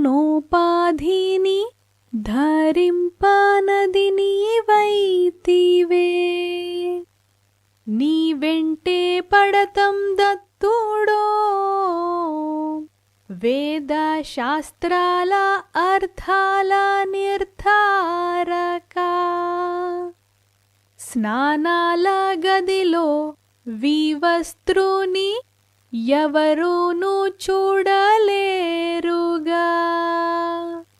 అతడే వస్త్రధారిగా బయటకు రాగా అందరూ చూతురుగా స్నానాల గదిలో వివస్త్రుని ఎవరూను చూడలేరుగా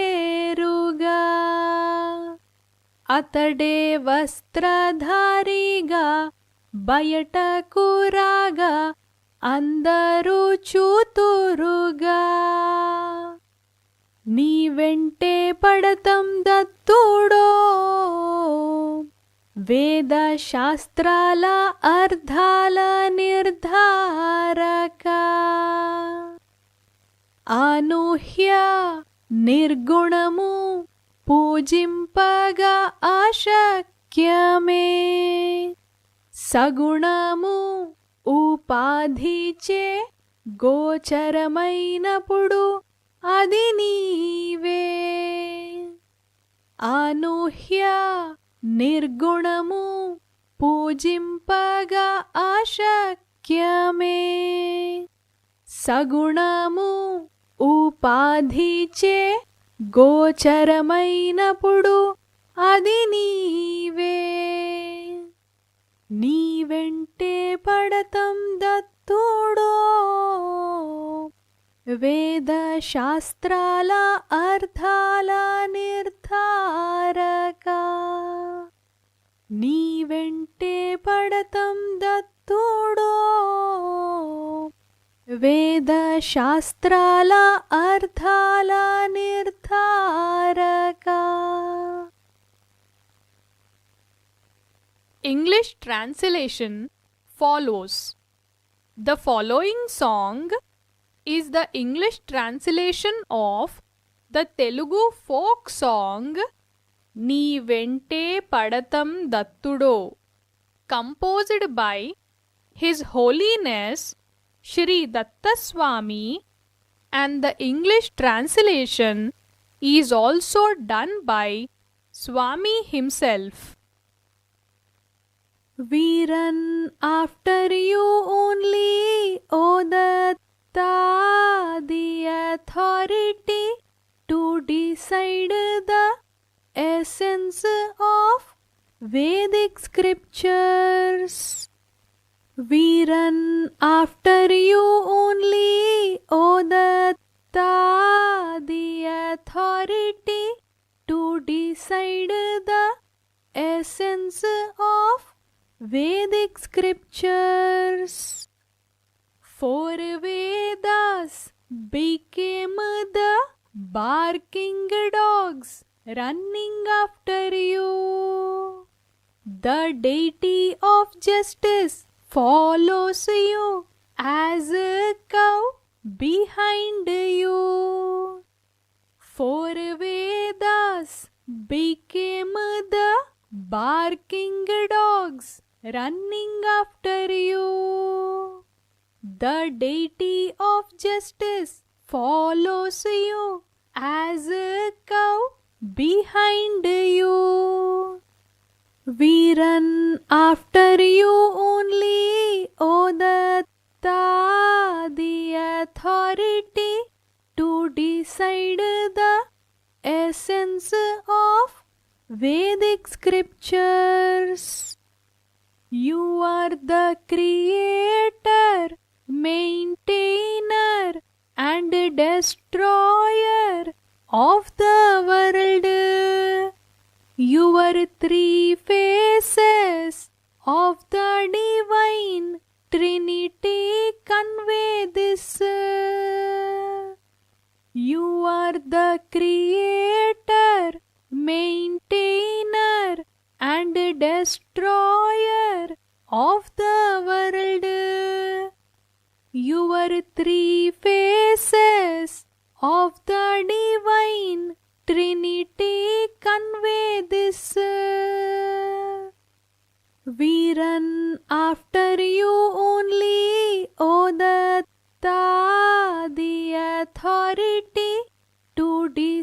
the essence of Vedic scriptures. Parabrahman is only one doing these three works. You are also one only doing these three works. Parabrahman is only one doing these three works. You are also one only doing these three works. We run after you only, O Datta, the authority to decide the essence of Vedic scriptures. Vedic definition of God is correlated in you only. Sages decided that Datta is only the Parabrahman.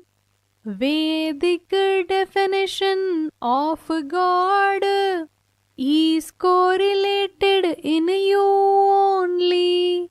Sages decided that Datta is only the Parabrahman. We run after you only, O Datta, the authority to decide the essence of Vedic scriptures. Unmediated, unimaginable, God mediated becomes you. Unimaginable, mediated by three qualities, results as you. Unmediated, unimaginable, God mediated becomes you. Unimaginable, mediated by three qualities, results as you. We run after you only, O Datta, the authority to decide the essence of Vedic scriptures. None can see the naked person bathing in the bathroom. Same person wearing clothes coming out can be seen by everyone. None can see the naked person bathing in the bathroom. Same person wearing clothes coming out can be seen by everyone. We run after you only, O Datta, the authority to decide the essence of Vedic scriptures. None can worship unimaginable that is beyond imagination. You the same, mediated, visible, can be worshipped by all. None can worship unimaginable that is beyond imagination. You the same, mediated, visible, can be worshipped by all.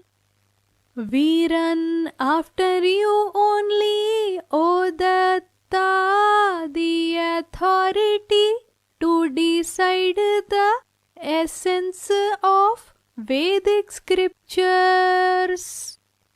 We run after you only, O Datta, the authority to decide the essence of Vedic scriptures. Namo Namo Guru Dattaya Brahma.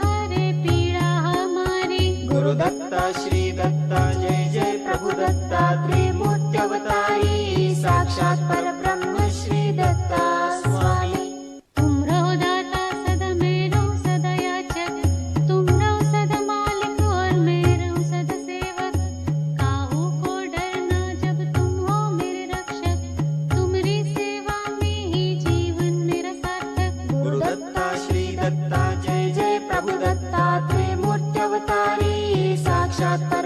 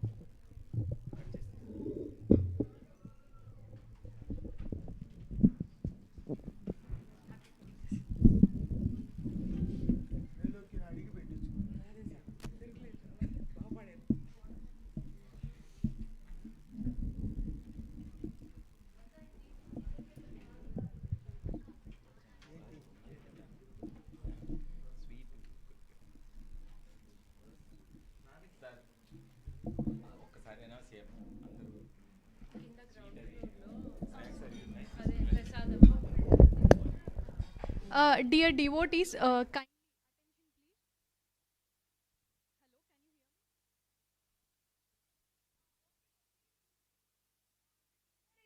arranged by Lochana Garu. Everyone in the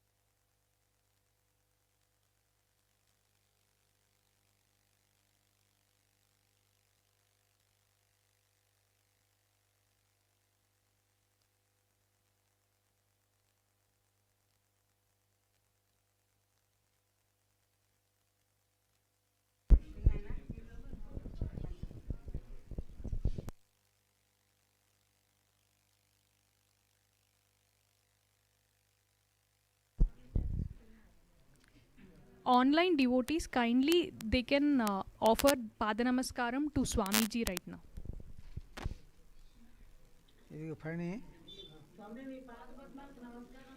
Namaste.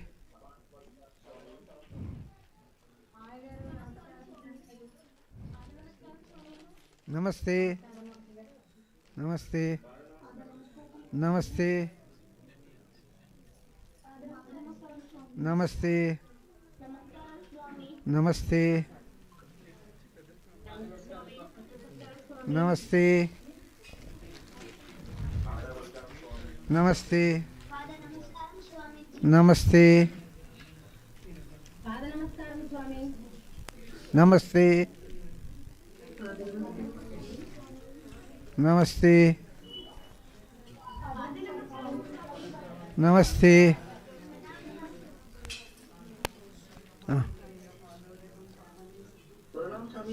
Pranam.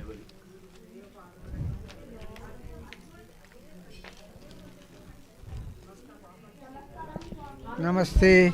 Namaste. Namaste. Namaste. Namaste. Namaste. Namaste.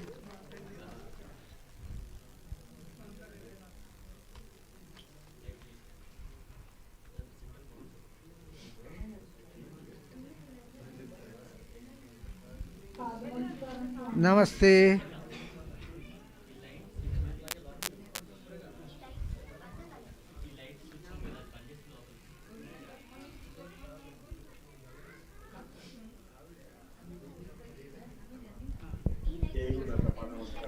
Namaste.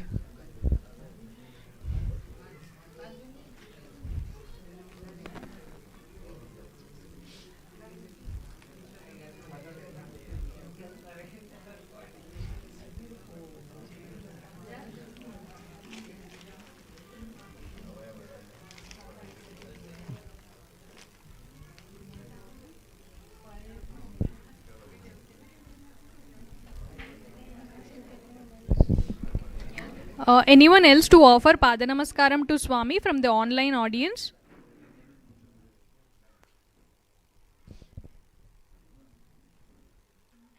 I'll take it as a no. We are closing the Satsanga now.